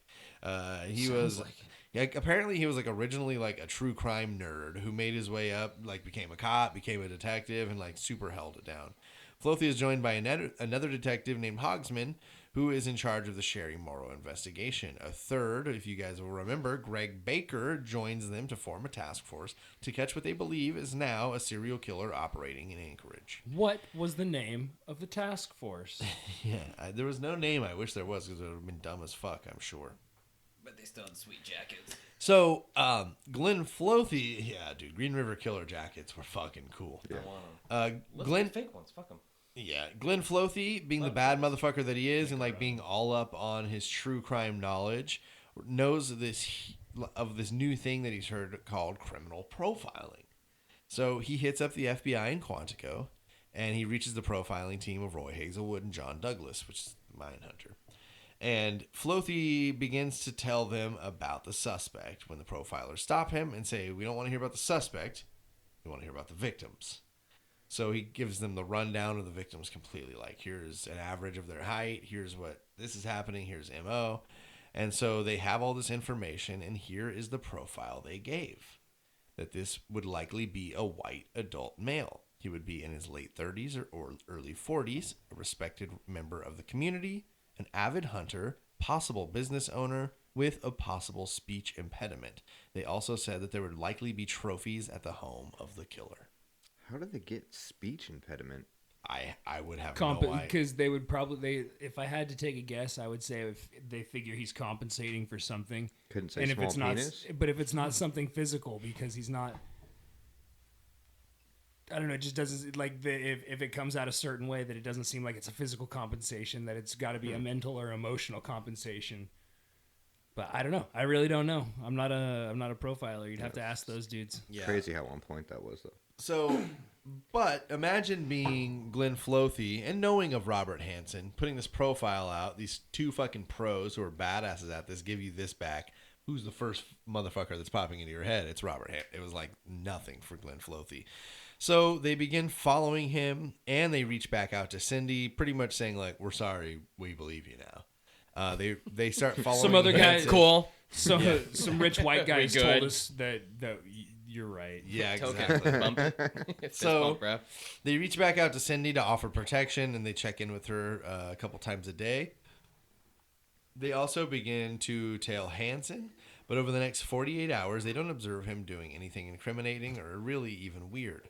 During this 48 hours, Flothi is working on getting the first ever search and arrest warrant based on accusations and a criminal profile.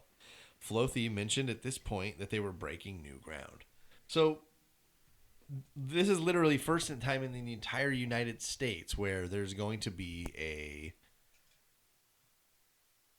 search and arrest warrant based completely on an accusation and then a profile. Like, hey, the FBI told us this is probably what this guy's like, and this guy matches this almost perfectly. It's like, oh, all right, then, well, here you go, and here's the search warrant, because that's exactly what fucking happens.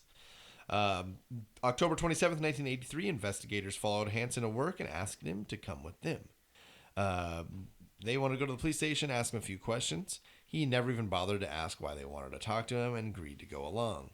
At the same time, two groups of investigators served warrants on Hansen's house and plane and impounded his vehicles.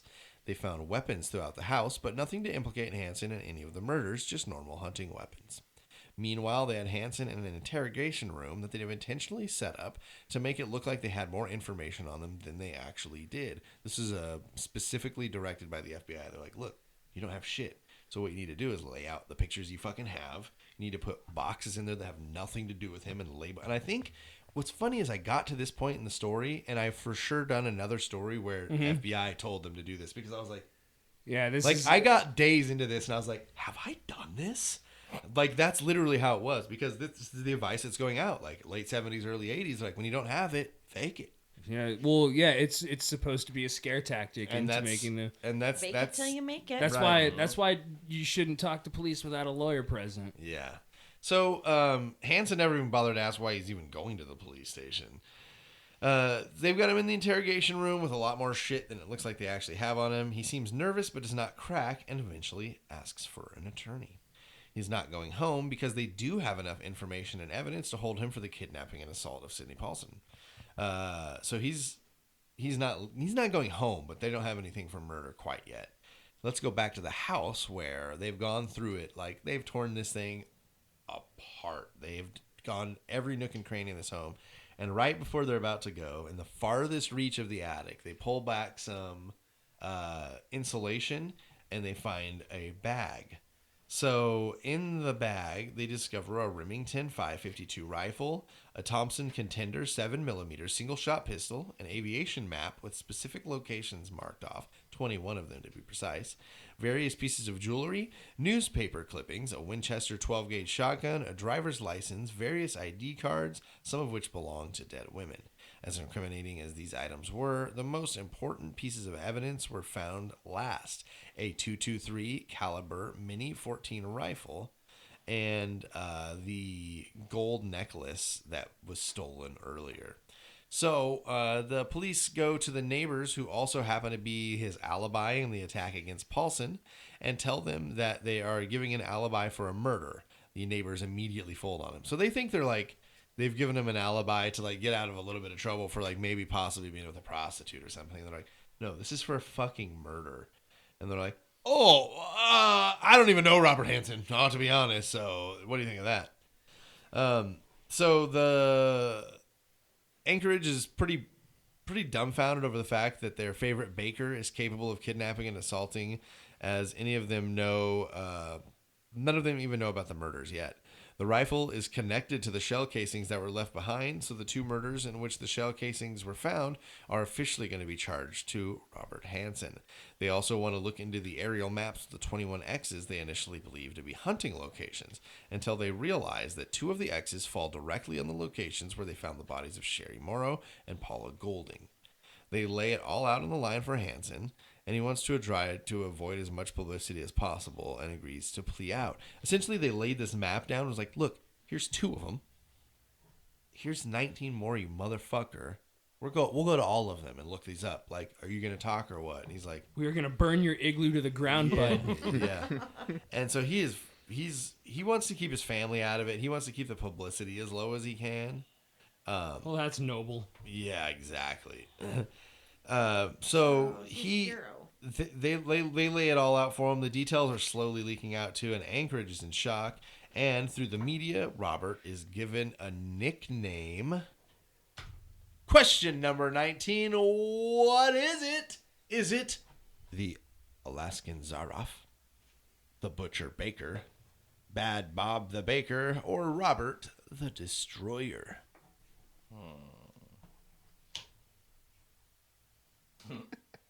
I like Bad Bob the Baker, if I'm being honest. That's like, that's fucking phenomenal. I don't know what a Zaroff is. I'm thinking it's the Alaskan. Isn't it his last name? Zaroff Hansen. is the hunter character from The Most Dangerous Game.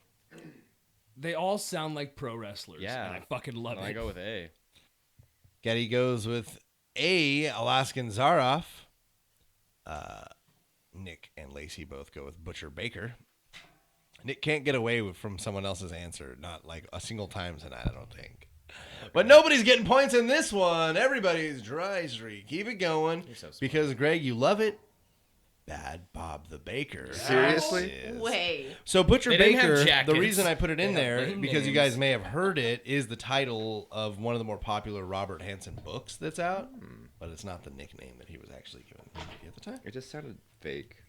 Like Bob the Builder. Yeah. Bad Bob the Baker. I was Seriously. like Jesse has kids.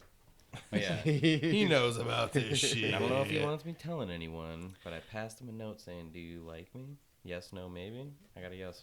Oh, Nice. I got a yes. And a winky face. And a winky face. I thought you asked him to You the guys are prom. going to make fucks tonight. Did he just say make fuck? Yeah.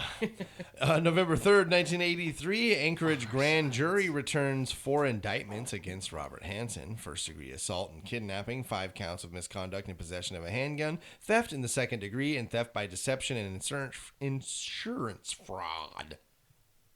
February 18th, 1984, Hansen pled guilty to 4 counts of first-degree murder in the cases of Paula Golding, Joanna Messina, Sherry Morrow, and Ecletna Annie.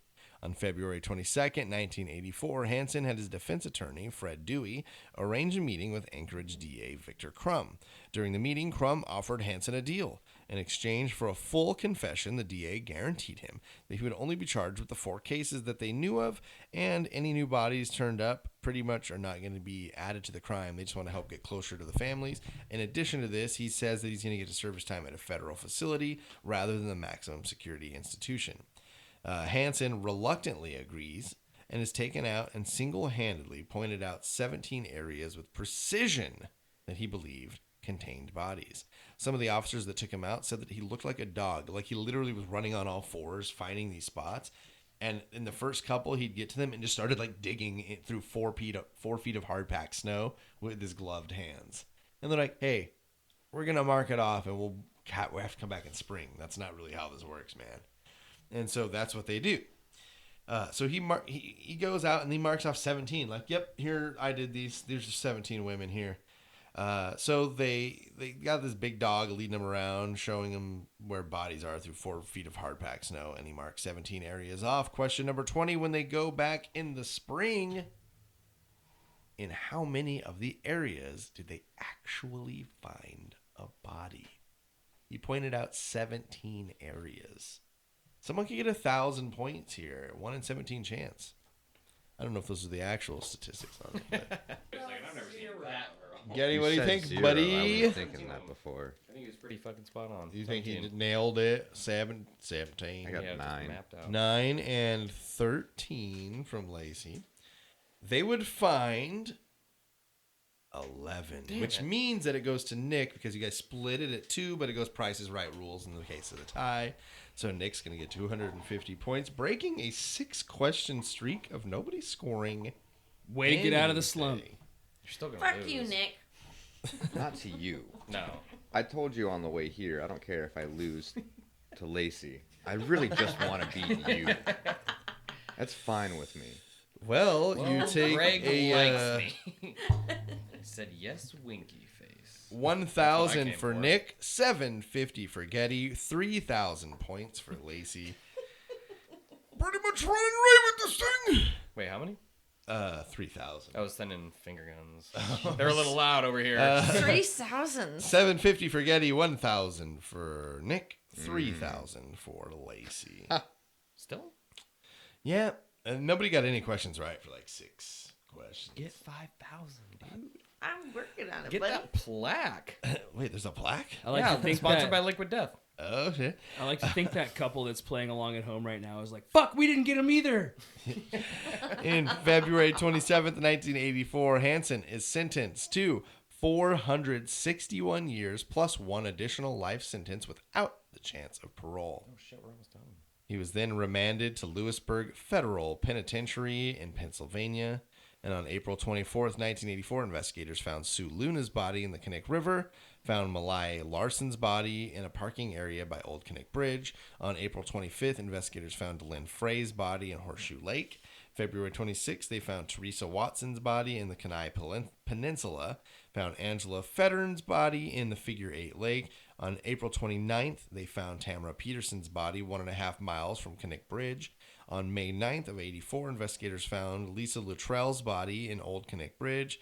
And in 1988, Robert Hansen is going to return to Alaska and become one of the first inmates in a new spring correctional center in Seward. Question number 21. In what year did Robert Hansen die? Can we ask what year he was arrested?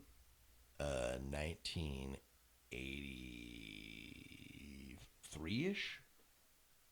Early 80s. I'm comfortable with that. Also, I don't want to scroll up. 83. I'm pretty sure it was 83. In what year did he die? Still alive is always an option. Lots of people like to go with that one. Sometimes these serial killers live way longer than they need to. Closest to the answer gets 250 points. If you nail it, you can get Yeah, it was late 2002. Late 83 was when he was arrested. Getty said 02. 1996 says Nick. 1997 I was thinking 93. says for- Lacey. Getty's going to get 250 points and tie Nick in this thing. All right. Because Robert Hansen made this shit all the way until 2014. Damn. Oh. It was 70 or some shit like that, right? 70 or 80? Yes. That would make him 74? 79, I think. 79. So What did you say? 02? About when he died? Yeah. 2002. I said 97. Yeah, I win. It was 2014. His was closer. yep. I thought y'all tied. I was like, wait a Points.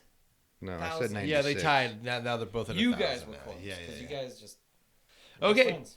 On February 21st, 2003, more Do the than math. 20 years after a decomposed body was found, Alaska State Troopers asked for the public's help in identifying Coletta Annie in an effort to solve her identity. State police released information regarding her clothing and jewelry, but to this day, nobody knows. So this woman's still out there. Nobody knows.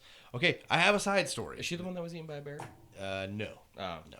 Bears They don't know who care. they They just ignore that one. That one didn't happen. Like, that one was a mulligan. Let's go. We get done with the woods. So this one is fairly short, but could break the tie between Nick and Getty at 1,000 points apiece. Say Lacey is established winner, but That is correct. So one of you guys just need to get this right. It is a multiple choice too. So the battle for silver. this is my side story. Question number 22. What is the final story about? Is it about a family dog mauling its owners? Molested kills molester? Battered wife gets revenge? Or a serial arsonist? Just a guy running around burning bowls of cereal. What say you, Getty? I want to hear about a serial arsonist. Getty says serial arsonist. Nick says molested kills molester. I want to hear about a dog, please. No one cares. We're going to hear about Nick's thing. He's going to take the second place trophy over Getty with 1,250 points to Getty's 1,000. Lacey is hey, your Getty. champion with 3,000. Fuck you. You got second place. Fucking loser. So let's Don't you hear. remember first is the worst, second is the best. Hey, we've been on third is 3 the one with the episodes together. pirate's Chest. I now have beaten you twice. I know, and I keep getting the pirate chest. So, hey, how many times have you been on? 4? You lost 3? Yeah.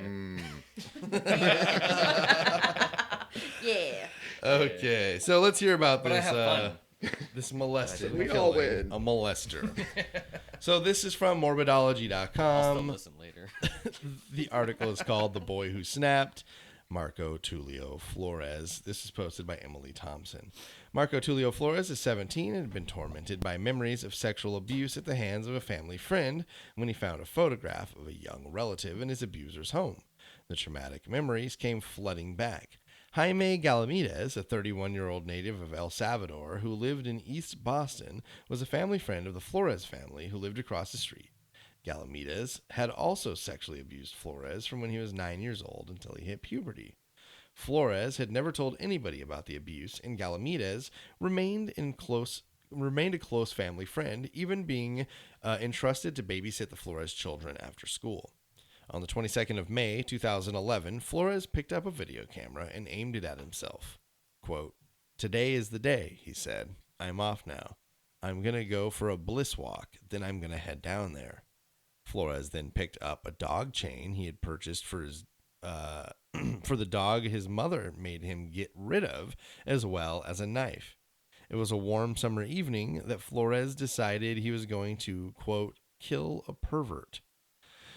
A week earlier, Flores had found a photograph of his 6-year-old nephew in Galamides' apartment. Something inside him snapped, and all the traumatic memories came flooding back. He knew what the photographs meant, and he knew that he needed to protect his nephew to prevent him from going through the same treatment he went through. Now he was making the way to Galamides' apartment on Saratoga Street. Once inside, he tied Galamides up and confronted him about the years of sexual abuse. Remember, he's filming all this. While alone, about the sexual abuse while alone after school. Galamides first denies all of the allegations, but eventually on camera confesses to the abuse. Flores pulled the knife out of his backpack and was preparing to slit Galamides' throat. However, Galamides pleaded to be strangled to death with the dog chain instead, as, quote, "there would be too much blood. And it would be too painful." You're going to make a mess. Flores complied and then asked Galamides if he was ready.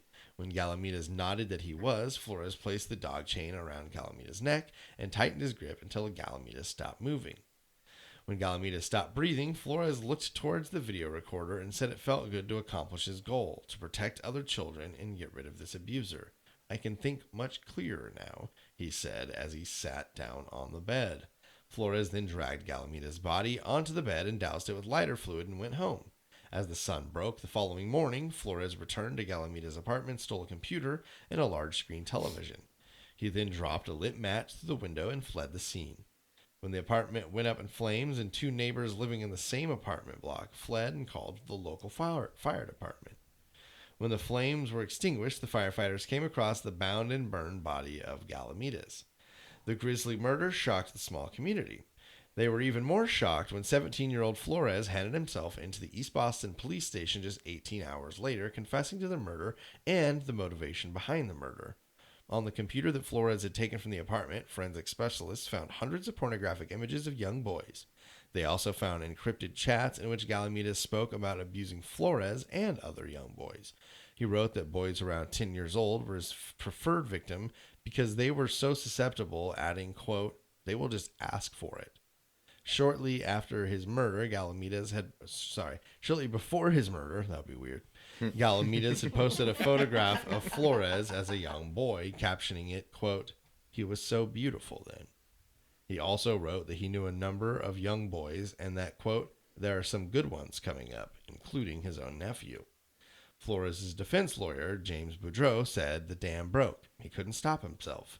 He did what he did out of vigilantism, not a perceived threat to the children. Flores did not want another child to go through what he had gone through. The prosecution argued that Flores' actions were committed with, quote, "deliberate premeditation and extreme atrocity." As news of the murder made headlines, many called for Flores to be released. District Attorney District Attorney Ian Pullman said, quote, "I know there are people out there saying, quote, let him go. Don't prosecute him at all. But you can't go out and kill somebody no matter what he did to you." The case took 2 years to finally come to court. Initially, Flores had been charged with first-degree murder, which carried a life sentence. However, in 2013, Flores took a deal which he pleaded guilty to voluntary manslaughter, arson, and attempt to escape. The attempt to escape charge stemmed from an unsuccessful attempt to flee from Nashua Street Jail in late 2011. During his sentencing phase, Flores remained composed and polite. However, when the abuse he suffered as a child was detailed, he became visibly upset and had to fight back tears. Flores was sentenced to 15 years in prison, followed by 15 years of probation. When he is released, he will most likely be deported back to El Salvador since he is not an American citizen and pleaded guilty to a felony. He is currently incarcerated at the Souza Barnkowski maximum security prison in Shirley. "Killing someone is never worth it," he said, "but I don't feel bad for him. I feel like he was a very bad person. It's not like he tried to seek help. He chose to do it. I'm not saying I don't have remorse, but I don't feel bad for him passing away." So fucked up. Could you So- imagine having to prosecute that case? Yeah, that would be really gnarly.